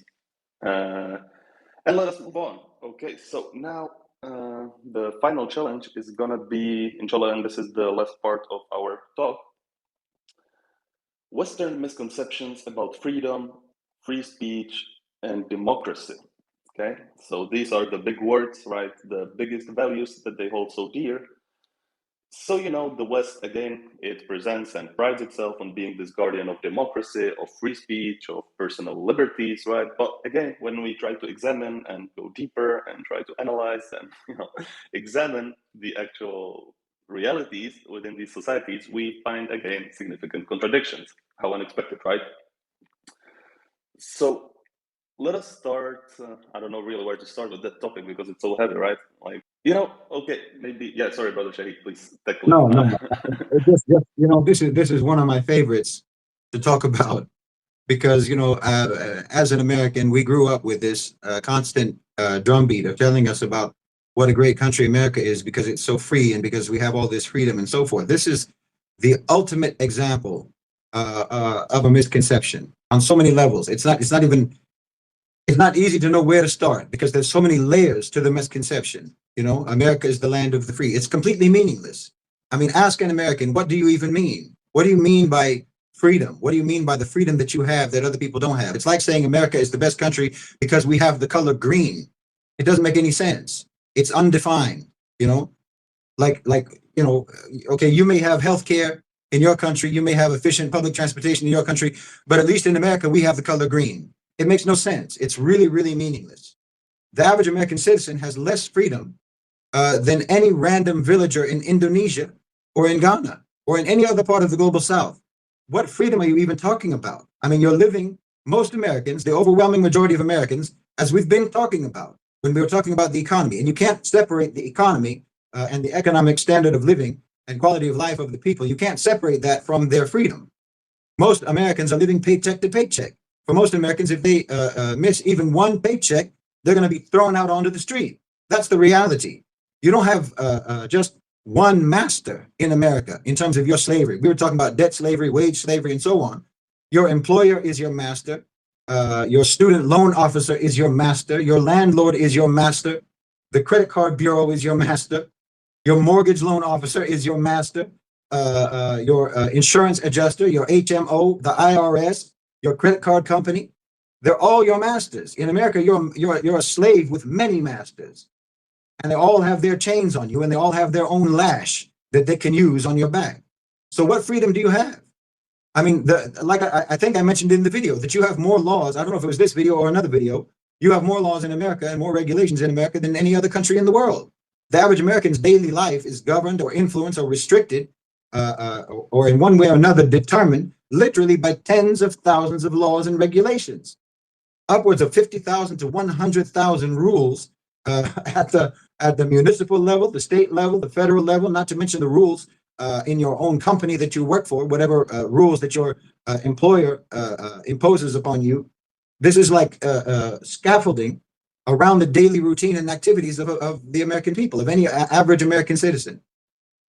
And most of these rules actually only exist, no matter what they tell you. They'll tell you that these rules all exist to make the society better and to protect you and to make you safe and so on. But the truth of the matter is, and any American who's listening knows this to be true by your own experience, that these rules only exist for the purpose of generating revenue for the enforcing body of those rules through the imposition of fines and fees and so forth. That's the real purpose behind most of these. It's not health and safety and security and efficiency or what have you. It's just to make money off of you. And you have no say in America, in your great democratic country. You have no say in how any of that money is spent. Any of that money that they collect from you, that they oblige you to pay, you have no say in how any of that money is spent. You don't decide what anyone who collects that money, you have no say in what they do with that money. So I'm asking, what freedom do you have? What freedom do you have that's so special and so unique? None. Honestly, none. Zero. There are no freedoms that you have in the West, in America, that are not available elsewhere. And there is freedom elsewhere that you do not have in America. Like I said, the average Indonesian villager has more freedom than the average American citizen. That's just a fact. So, I mean, the real misconception not only is in the fact that I would challenge anyone to define for me what freedoms that you have. Like I said, what freedoms do you have in America that they don't have literally everywhere else? But they tell you all the time about how free you are, so that by implication, you will assume that every other country in the world is an oppressive tyranny and no one is able to do anything. And then, of course, you have the fact that the overwhelming majority of Americans never leave that country. So they don't even know what it's like in any other country. They know what it's like in every other country only insofar as they imagine that their country is the best. And so every other country must be the converse of that. But the real misconception is that the Western civilization, so-called civilization, never did actually believe in freedom as the highest value. That's the reality that they don't even want you to know about. They never did believe in freedom as the highest value. This is just something that they tell you. It's just part of the sales pitch to convince you about how wonderful your society is. But this was never something that your so-called civilization ever cherished. I mean, if you go back to the alleged philosophical roots of Western so-called civilization, to ancient Greece and so on, these philosophers that they always claim as their own and as their inspiration, Aristotle didn't believe in this. Plato didn't believe in this. The real foundation of Western belief has always been more authoritarian and classist than it was ever liberal and democratic. They always believed in order and the security of the status quo above liberty and freedom. Always. They always believed in power being held by the elite. If you've read these philosophers, you'll know that. And if you've read, whether you're talking about the Greek philosophers, the Enlightenment thinkers, or the so-called founding fathers, this was their position. That's the lineage of thought behind the modern Western power structure. They just sell to the public this idea about freedom, because anyone with any sense knows that you can't actually even base an organized society on liberty and the so-called sovereignty of the individual. Everyone who thinks about it for more than 5 seconds knows that. If your society was actually based on what you claim it was based on, well, that's a Ted Kaczynski mentality. Everybody doing their own thing, everybody living off the grid. You know, how long would your society even last like that? The whole of America would be like the backwoods of Montana. But they don't even respect you enough. The government, the power structure, doesn't even respect the population enough to tell you that obviously you can't base a society on freedom and liberty, unchecked freedom and liberty. Instead, they have to tell you about how free you are, and they just gaslight you and feed into your fantasies, because they think that you're like children. They treat you like children. They don't even want you to understand the real system that you live in. That's why they don't even educate people properly. I mean, that's why you can see these videos where, excuse me, that's why you can see these videos online where people are asking random Americans on the street basic questions, like name a country that starts with the letter B. And they say, shoes. They really have no idea. The level of idiocy that's being imposed upon the public is astronomical. So you have the freedom to do what? I really want to know. Someone tell me, what is the freedom that you have in America or in the so-called West that you don't have everywhere else? You'll probably say the freedom to criticize the government, the freedom to protest. They only give you the freedom to protest in a democracy when they're not actually giving you democracy. I mean, think about it. Think that through. Why would you even need to go out in the streets and demand this or that if you have a democracy? If you have political institutional mechanisms for having your demands met, for being represented in policy, why should you protest? Why would you even need to do that? Because your government ignores you. That's why. So your freedom to protest, your freedom to criticize the government, just means that you have the freedom from being listened to. You have the freedom from being listened to. Because, historically, this is unpopular opinion, but it's not even an opinion, it's a fact. Historically and statistically, authoritarian governments are actually much more responsive to protests than democracies are. In fact, democracies have actually just perfected the exclusion of the population from policy-making decisions. They've perfected it. The whole so-called democratic mechanism, the whole structure is actually designed to completely marginalize the population. And one of the things that has happened over the years, is what we've talked about many times, what I talked about on the channel many times, which is the transfer of real power out of the public sector into the private sector. So they've got you busy right now thinking about the election, thinking about who's going to win, and we have to vote for this or vote for that, or vote against this or vote against that. when real power is completely removed from that whole process.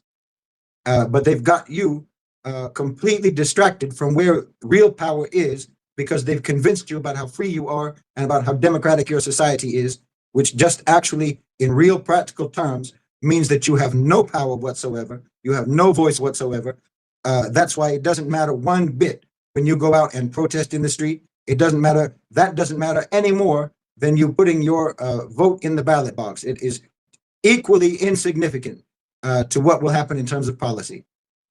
But you think that you're free. This is the misconceptions are so massive. Like I said, it begins from the misconception of thinking that your so-called civilization ever believed in freedom and liberty and democracy and so forth. They never believed in that.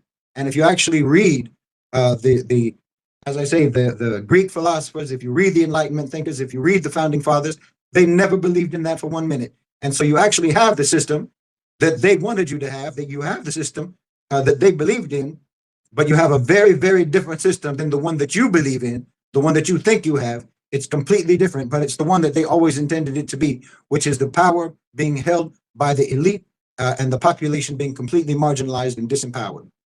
MashaAllah. MashaAllah. We can see that this is probably your favorite topic. So, MashaAllah, I hope your coffee inshallah gets better. Thank you. Okay. Sorry about that, everyone. No, not at all. Just feel sorry that you have to go through this. So, Bismillah ar-Rahman ar-Rahim. Okay, so I would probably, based on what Brother Shahid just mentioned, divide it into 3 areas. Okay, so we will do democracy as some sort of ruling system. Okay, let's call it that way. Then we will focus, inshallah, on freedom/freedom of speech, because that's one part of it. But we will go, inshallah, into detail about what freedom even means. And then third part, we will discuss these over-regulations and so many laws and so on, because it was also highlighted in the video that we are basically discussing, and Brother Jay just mentioned it. So, okay, Bismillah ar-Rahman ar-Rahim. Let's start with democracy. Okay, so Brother MG, I see your hand up, so please feel free. Yeah, so in order to trace how this Western fanaticism about democracy came to be, we have to look at the roots. And when you explore the roots, you realize how striking it is and relevant it is to today.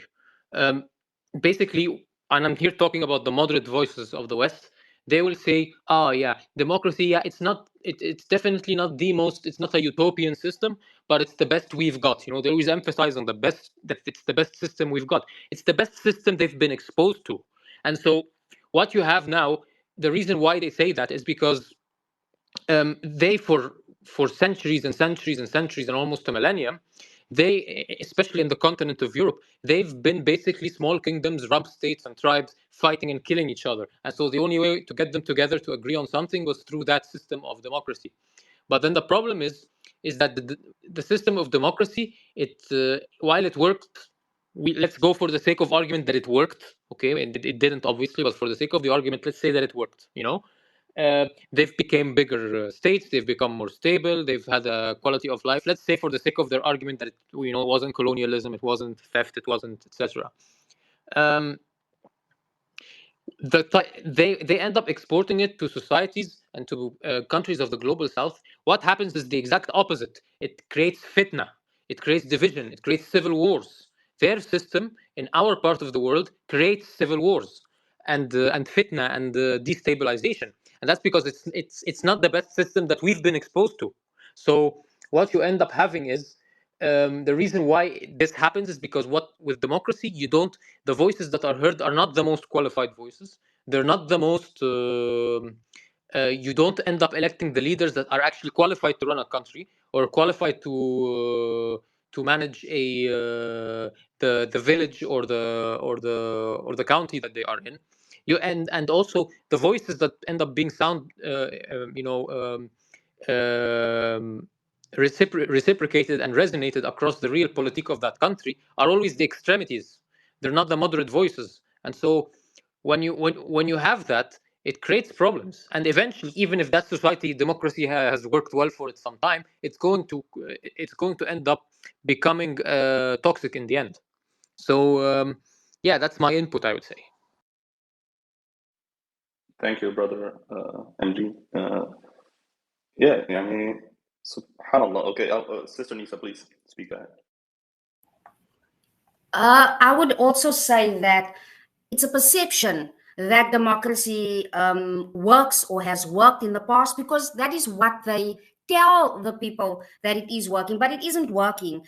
They are very big, especially the West, especially America, big on narratives. What they say is completely opposite of what is happening and what their actions are. So they are very big on painting this beautiful narrative, making people believe that things are the way that it is supposed to be, or that there's this beautiful picture happening, and that whatever bad is happening to them, whatever's happening in the global south and even anywhere else in the world, is a million times worse, where in effect it's actually worse in America than a lot of other countries in the global south. And like I said, it's because they tell their citizens that this is better, democracy is better, and that you have a voice, at least you have a voice to say something. But at the end of the day, nothing's being done.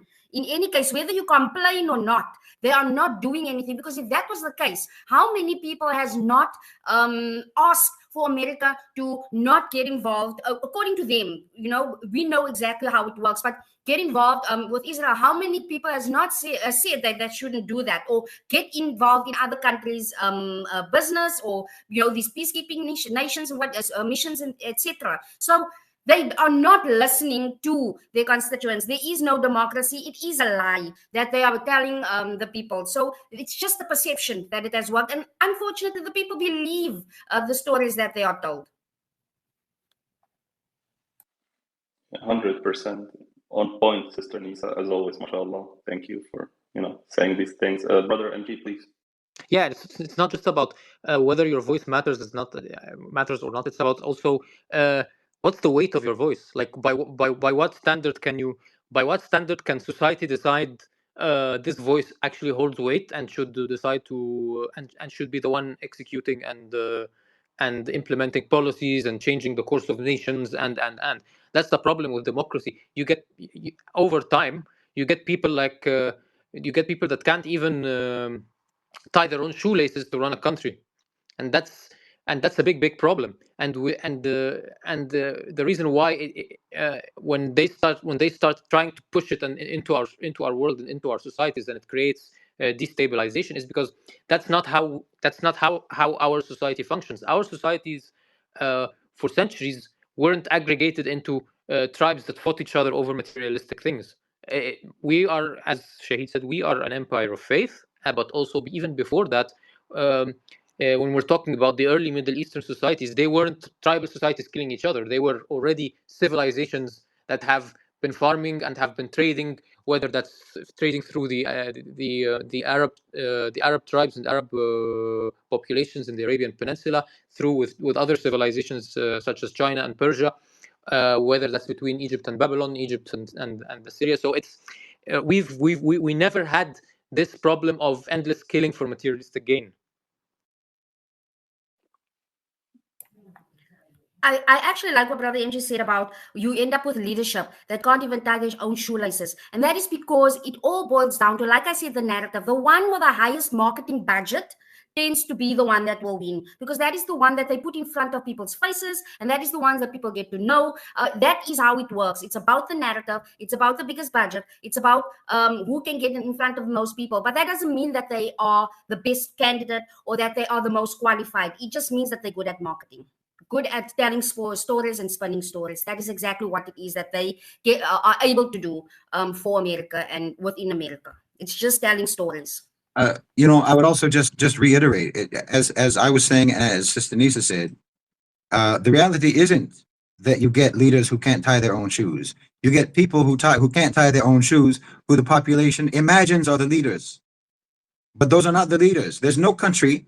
I mean, there's no, like I've talked about many times, you have people in the United States, let's just go with the United States for now, who have tens of billions, if not hundreds of billions of dollars on the line when it comes to what American policies are going to be. They have so much at stake. If you imagine for a second that they're going to leave the decision for who's going to make policy up to the general public, you're out of your mind. And if you think that the one that the general public selects is actually the one who determines what the policy is, you're out of your mind. I mean, even if you look at just just look at the actual system that they have in the United States, and you'll see that they have done everything they can to prevent there being any kind of democracy in the United States. This is what I'm trying to explain. They never believed in democracy. They never believed in this because it's a very bad idea. No one ever believed in this. They believed in democracy in terms of who gets to select who the leader will be. That should be pulled from a very small group of people. It's not unlike a sort of a shura system where you have a group of people who have a specific expertise and a specific stake in the society and so on, making the decision about who's going to rule. The ahl al-hal wal-aqd, the people of influence in the society, decide who will be the leader. That is the system that they always believed in, and that's the system that they have. But it's the public who've been made to believe that they're participants in the decision-making process and in the selection process, and you simply are not. And if, as I say, if you actually believe that these people whose influence in society and whose stake in what policies are going to be, if you imagine for a moment that they're leaving that up to you, well, you're out of your mind. And even if you, as I say, if you just look at the actual system, you have what, roughly 10 swing states, so-called swing states in America. That means that your election is going to be determined by about 40 to 50 million people, not 300 million people. The result of the election is going to be determined by about 50 million people, 40 million people, something like this. And then, of course, you've got the Electoral College anyway. So it's all a charade. It's all a charade. And all the only thing that can keep it going, and the reason that they want to keep it going, is particularly so that you never look at where the real power is, so that you always think that you're a participant and it's power of the people and so forth, precisely because they have disempowered you, and probably because they should disempower you, and that's what they've always believed. So no, it's not that that democracy is the best system for the West, or it's the best system that we have and so forth. They never thought it was, and that's why they don't have it. And they've done everything possible because they did put it on paper. So they found every means of avoiding it. They found every means of evading it and preserving, or rather rescuing power from ever being at risk of democracy actually breaking out in the United States. Exactly. This is such a key point. Like, it's not something that has ever existed, right? I just need to reiterate this point because, like, people will tell you, oh yeah, now the democracy is bad because of this, right? As if, they are trying to refer as if before it was something better, or as if it existed. It has never existed. This concept that the public thinks that they are engaged in, it has never been, they were duped. Right. And as you always say, the Westerners are the biggest victims of the West, right? So, like, this is such a key point because it's reflective even when you had that video with about the Christianity, right? You never followed Isa alayhi salam. It's never, the thing that you are labeling, it's never what you like. I don't know if it's being explained well, but the label that you use does never reflect the reality of what you're trying to refer to, right? Like, the same with this democracy, you're just something exactly as you're just talking about it. It's not something that has ever existed and never something that will exist, right? And like, this is such a key point, and people need to understand this, right? Because as you say, now people get hung up on the elections and that there is some rigging in the votes, as if it's trying to paint that it's not ideal now, right? But there is some ideal. No, there is no ideal. The ideal that you're speaking about, it's a fantasy, right? So this is, sorry, brother MG, please. Yeah, and they always stigmatize leaders that are, let's say that they're not fully under their leverage. They're not 100% yes man, and I emphasize on 100%. And it's always the leaders that tend to have a military background or have been in the military of their own countries, because they don't want leaders that take bold decisions. They don't want leaders that have a history that, first of all, are qualified in leading, and that have a history in leading, in taking bold decisions that affect the future of an entire country. And there's always this stigma about leaders that have a military background, particularly from where I'm from in Egypt, that it's a military dictatorship. It's a military dictatorship. When, by the way, Egypt, when you look at the history of Egypt, usually during the period where it was the most powerful, it was usually under leaders that used to be military commanders or are military commanders. So let's put the 80 years of the Arab Republic aside, and let's look at before that. So Muhammad Ali, the founder of Egypt as a state, away from the Ottoman Empire, he was a military commander. His son Ibrahim Pasha, he was a military commander. Before them, the Mamluks, they were all military commanders, and they ruled not just Egypt, but very important and strategic parts of the region. The Ayyubids, Salah ad-Din, military commander, and even before Islam, and before and during the times of the pharaohs and the kings, the pharaohs before they became pharaohs, they were military commanders. So there's always that stigma that they attribute to any leader, not just in Egypt but everywhere in the world, that if he's from the military and he has a background in the military, he's a totalitarian, he's a dictator, he's a bad guy. So that's basically another thing that I would like to mention. I think, to be honest, they usually villainize anyone who can pose some sort of threat to of course, the private sector. Yeah, I'm just mentioning a very small sample of an example. I'm just adding to your correct point that anyone who, because again, they never believed in it, and especially not in the private sector, right? Like, this is something that they do not even hide, right? So they will, again, paint this narrative, as Sister Nisa said, that democracy in public is, great thing. But when it comes to the private sector, that's where it stops, right? Like, no accountability, not to the population, not to the workers. There is no democracy in the private sector, right? Business is business, right? And basically, you have to understand that even the public sector is business, right? This is the point that Brother Shahid is trying to, highlight so many times through the OCGFC and through all of these factions that have the money. They are the ones making policy, and there is no democracy there, or this narrative of democracy. It doesn't exist. It's just some image that has been painted and created out of thin air, that not even the people who came up with the word believed in it, not even the people who are now preaching it do not believe in it. It's non-existent. So this is very key point in my opinion, and Allah knows best. Okay, alhamdulillah. Anybody want? Yeah, great points with the electoral college and so on, right? And even with the super PACs and all of these things, like, really, is this democracy, right? With the Patriot Act, I think it was, and subhanallah, it's really just a mirage, right? So yeah, please, if any of the speakers wants to add anything to democracy before we maybe, or even like, even just related to the lobbying stuff and the money in politics, if anybody wants to talk about that, because it's also related to it, right? Well, I mean, if you think about the fact that, like theoretically, if you believe in democracy, and Americans, like I was saying, if you ask them what their freedoms are, what their rights are, that's so much better than anyone else. Then you have this concept of government of, for, and by the people, and theoretically, the myth goes, that someone who's a very average, normal, sort of lower class, blue collar American can potentially be president of the United States. Well, that's as likely as it's even less likely as you becoming a Olympic gold medalist. You haven't had an American president who was not a millionaire since Harry Truman. I think at more than half of the U.S. Congress, there were millionaires, and the rest of them, the other 49% or 48% or whatever of the U.S. Congress, they're in the top 5% income bracket in the U.S. And they were before they were politicians. You have to be rich already. You already have to be rich if you want to be in government.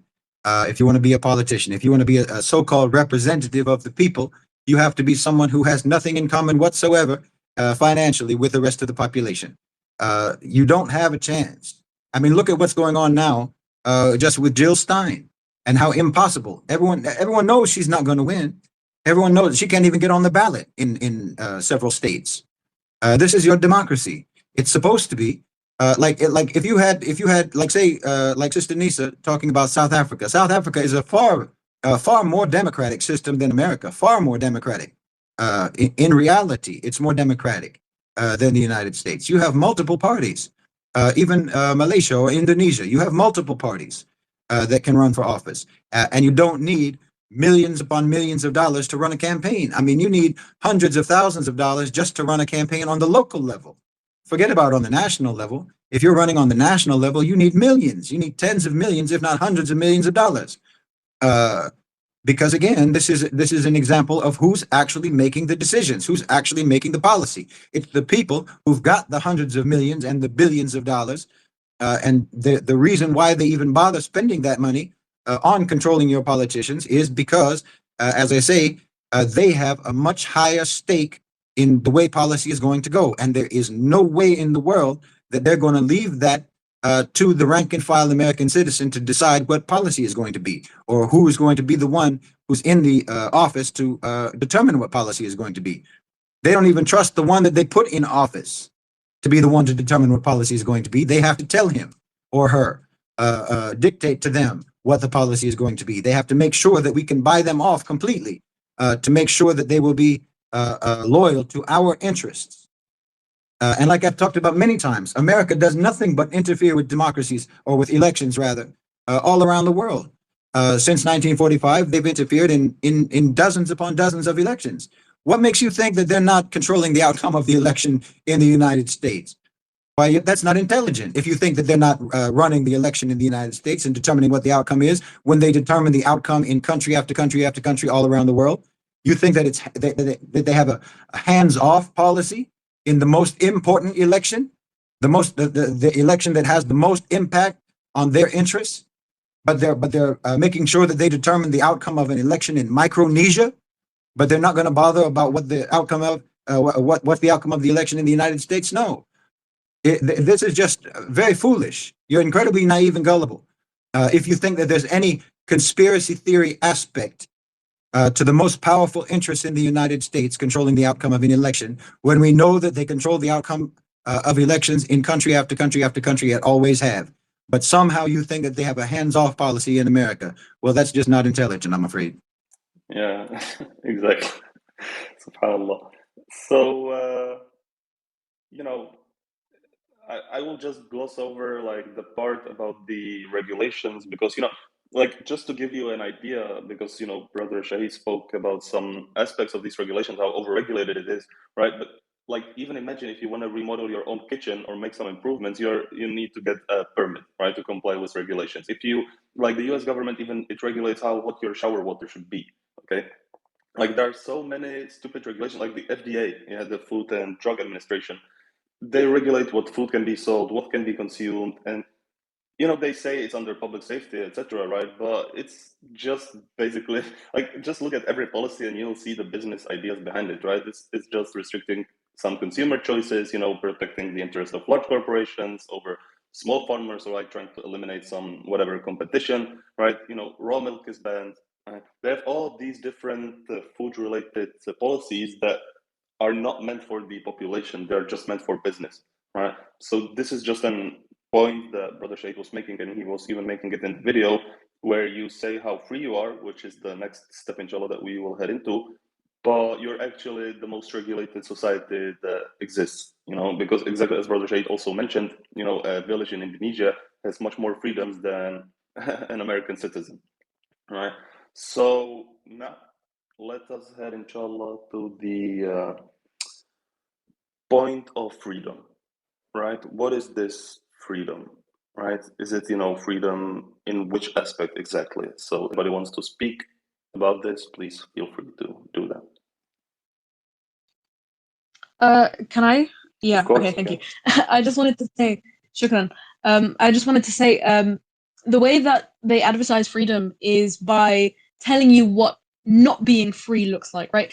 They tell you to not be free, you have to be a slave in shackles working on a plantation. That's the idea that they planted in everyone's mind, right? So when they say we are the land of the free, everyone's like, yeah, we are free to do whatever we want because we are not slaves. Because what they end up doing, what the people who advertise what freedom looks like, what they end up doing is they hide the actuality, the reality of what freedom should be, right? They hide it from their citizens, so their citizens end up believing that because they can own a house, even though they don't actually own it because they still have to pay property taxes, because they can go and protest, which means it's not actually a democracy, because they can do all of these things, they are free, when in reality, they are still being enslaved in many, many, many, many different ways, and that's exactly what it is. It's the manipulation of language that we see all the time, the manipulation of language within democracy, within rights, within freedom and everything. Just like Brother Shahid was saying earlier, how are you free? Why are you more free in America than you are anywhere else across the entire world? And I can guarantee you that no American can answer that. If they truly do believe it, they cannot answer it with a logical answer, because it does not make sense that you are more free in America, where you can be in millions of dollars of debt, which means you are enslaved to your government through that debt, just for healthcare. You can be in hundreds of thousands of dollars of debt for education. You can be homeless even if you work, like Sister Nisa was saying. You are not free to do anything. You are very, very regulated in every way, shape, and form. But because what has been advertised to you as lack of freedom is slavery, you truly do believe that you are free, even though you are completely shackled up in every direction. MashaAllah, sister. Exactly. I don't know if I can be heard. Yeah, inshallah I can. It's the freedom to be hedonistic, right? It's the freedom to be immoral. It's the freedom to be, just following your own desires, right? That's the basis of the freedom that they are portraying, right? It's the freedom to just let go of anything, that tries to give you some straight path, right? Yeah, sorry, Brother Shahid, please. I saw you open your mic. No. I was just going to agree. I mean, and I've talked about it many times. You have the freedom to be irrelevant. You have the freedom in trivialities. You have the freedom in frivolous things, nothing of any importance. If you actually try to get involved in anything important, if you try to, as I say, actually educate yourself about the power structure and the system and be involved in that in any way, well, you'll be shut down very quickly. But you have all the freedom in the world to do completely counterproductive, self-destructive, and immoral things, precisely to keep you basically in a kind of almost a catatonic state intellectually and spiritually and morally, so that you'll never actually take life seriously. They don't want you to take life seriously. They want you to keep feeding your desires, your base desires, your urges, your and what have you. Then there's so many reasons for that. I mean, just for capitalistic reasons, it's good to train people to have no impulse control, so that they do all of this impulse buying and so forth. And you look for meaning and purpose and so on as a consumer, and as seeking pleasure, seeking gratification and so on. All of these are very unserious approaches to life. So they want you to take a very unserious approach to life, because they never want you to get in the way of important people doing important things. Exactly. Like, subhanallah. So, ladies and gentlemen, let us try to summarize all of these 3 sessions and try to conclude some stuff, inshallah, together.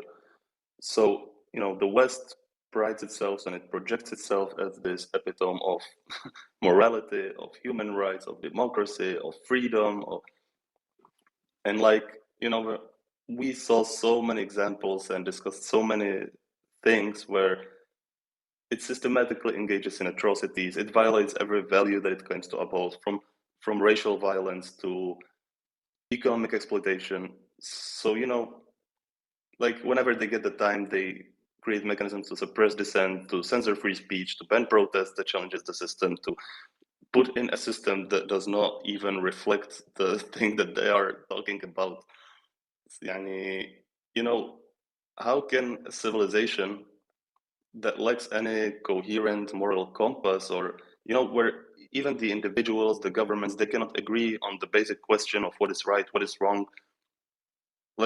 This leads me to a very fundamental question. Can a society be called a civilization when the very foundations that we spoke about are built upon such massive misconceptions about itself, about its values, about its identity? What is the answer? Right? What makes a civilization a civilization? Because what we saw, this is probably, it comes from the word civilized, right? And this is not society that is civilized, right? It has misconceptions about everything that we spoke about, from, as I said, again, going from women rights, from violence, from extremism to democracy to freedom of speech to equality to capitalism. Everything is layers and layers of misunderstandings, misconceptions. Yeah, please, Sister Nisa. Thank you. I wholeheartedly agree with you when it comes to they say that they are, the benchmark. They try to make it sound as if they're the benchmark of civilization, and that everything that we do in the global south, especially Muslims, are backwards. And at the end of the day, their civilization, or what they want to push as what is civilized, is hedonism, debauchery. I mean, the violence that they do unto themselves and amongst each other, and everything that they just do each and every single day. They want to say that is freedom, freedom to take your clothes off in public.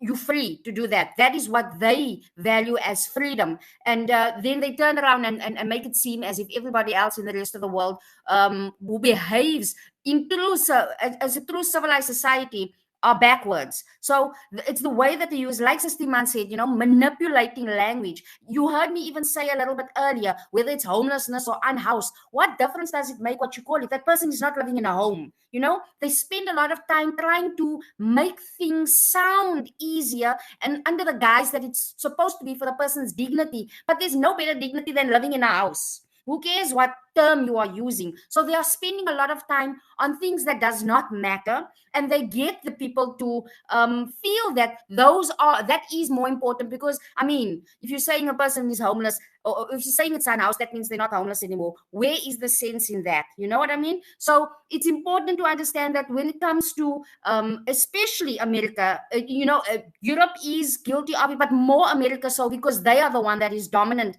at the moment, and they are the one that is pushing these things that affects us right now in our lives. And they are the ones, when it comes to the entertainment that they are sending all across the world, that's filled and riddled with so much sin and just like I said, naked women and naked men and all these things that is against the principles of Islam. So for them, it is about the opposite of civilization. And then what they say with their mouths, which I will always come back to, what they say with their mouths is the complete opposite of what their actions are.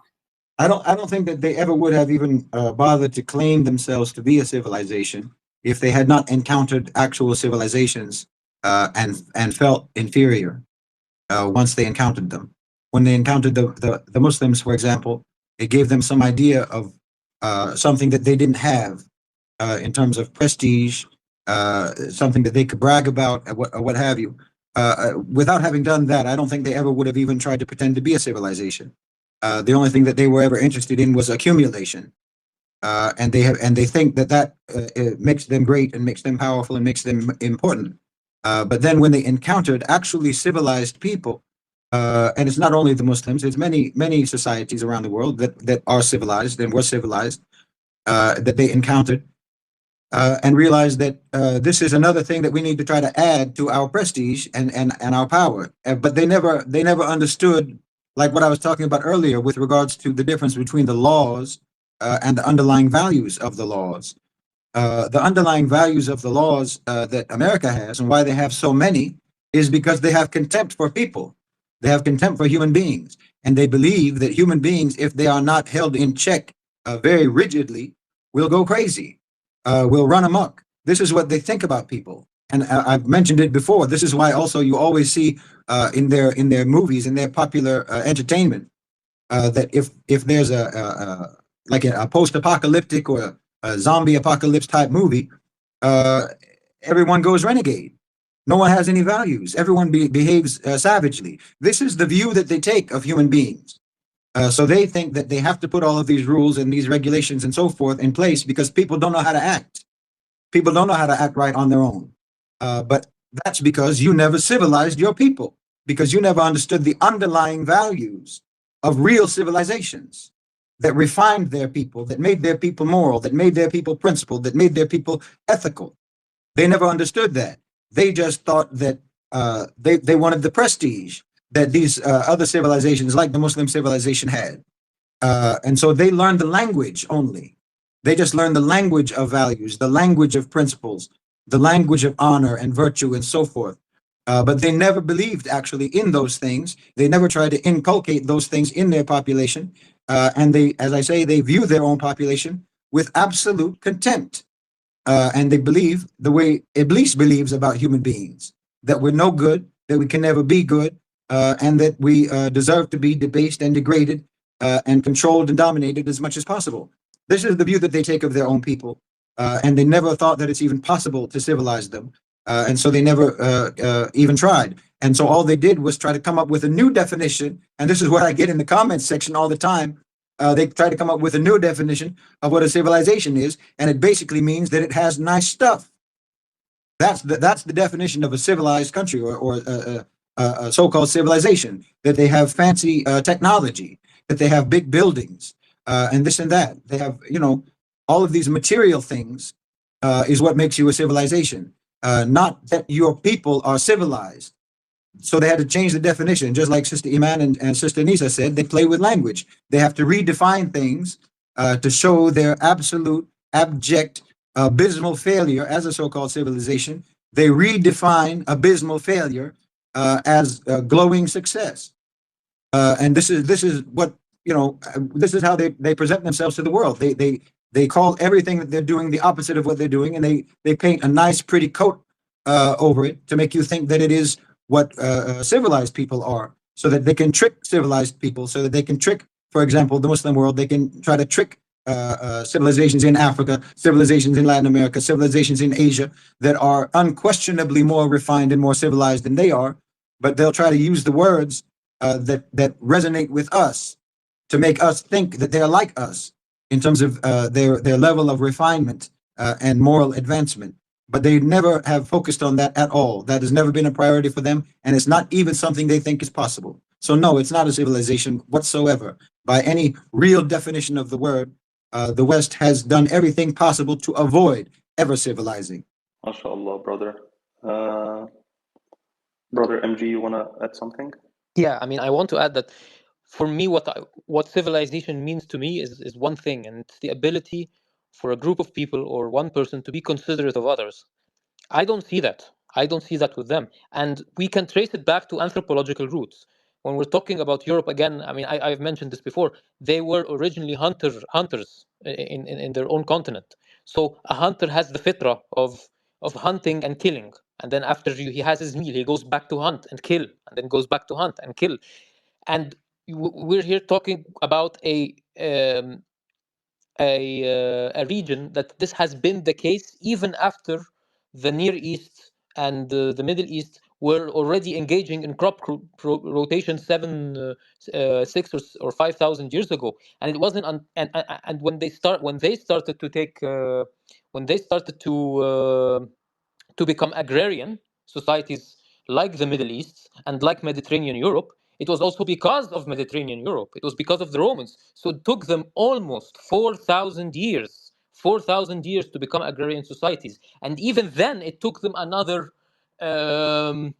maybe 1,000 or 2,000 or 1,500 years until the 15th century to practice crop rotation, which the Middle East have been doing since 5,000, 6,000 years ago.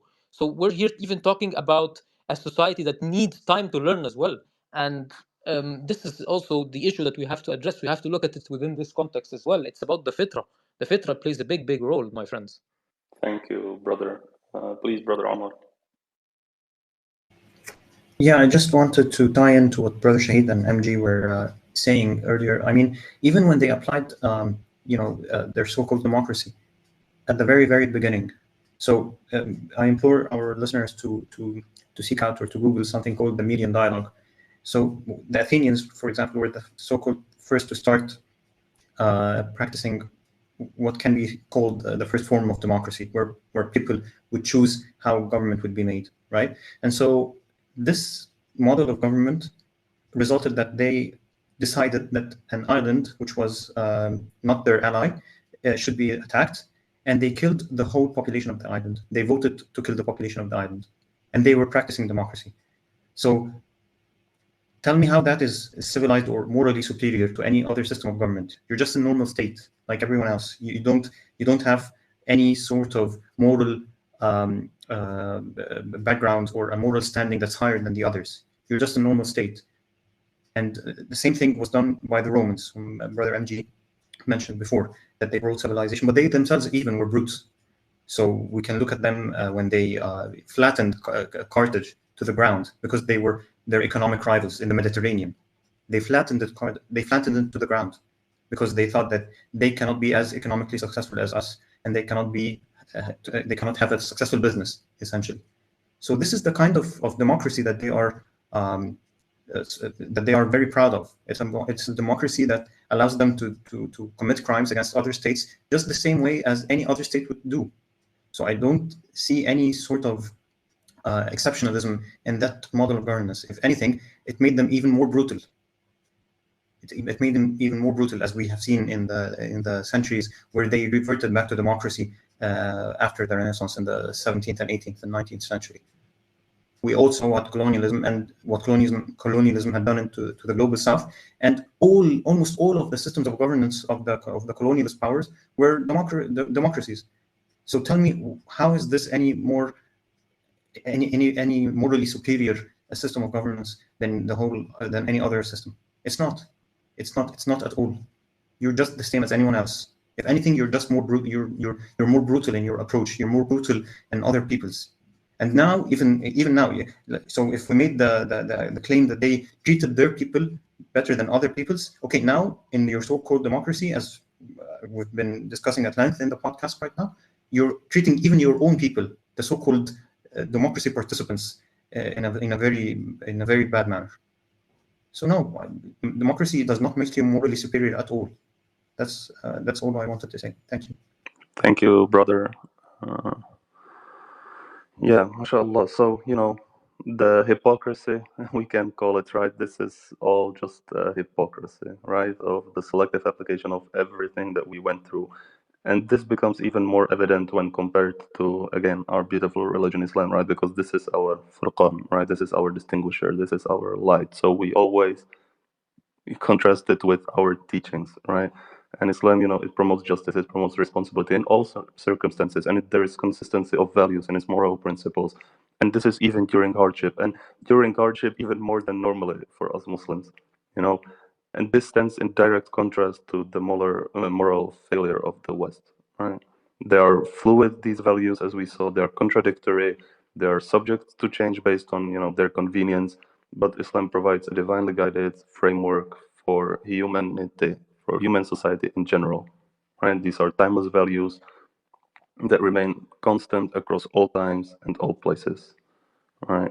We saw when it came to women's rights, Islam offered true liberation, right? Which was rooted in dignity. It was rooted in respect for, their full humanity, unlike the West, which just objectifies and commodifies them, right? When it came to governance, Islam, again, moral principles of Islam ensure that rulers are accountable only to Allah, right? The ultimate judge. And they are responsible for their society. They bear that responsibility, not just a wealthy elite, right? In terms of societal values, Islam provides a unified moral compass, right? It avoids this disintegration of values that has left the whole Western civilization, which is a meme, right, in this state of moral confusion and basically societal decay. So, as a concluding word, Islam offers not just a coherent and a fair and just alternative, but it is the cure to this moral, social, spiritual diseases that plague the West. Right? Islamic values, again, are rooted in divine guidance, and they transcend all of these man-made constructs that define the West. Where the West fails, Islam basically succeeds, and it provides a framework for true justice, dignity, and moral clarity. Brothers and sisters, I would like to thank you deeply, all of our listeners, all of our speakers, Brother Shahid, Sister Nisa, Sister Iman, Brother Omar, Brother G. I will guess it's Muhammad, but who knows? Thank you all very much from the bottom of my heart. I'm so happy I can always share, these 2 today 3 hours with you during the week. So may Allah reward you, inshallah. Jazakumullah khairan, everyone. Jazakumullah to everyone who spent the time of their, weekend to be here with us. I hope that, inshallah, you grasped what we are trying to tackle. I hope that the point, inshallah, got to you and you'll be able to talk about it with your close ones, with people who might seem to you that they are kind of in the darkness. So please, what you learned here, use it, to the benefit of humanity, inshallah. This is the purpose of why we are doing this. So may Allah reward you all, inshallah, and thank you very much, and see you next week in a new session of Middle Nation Content Talks. Assalamu alaikum.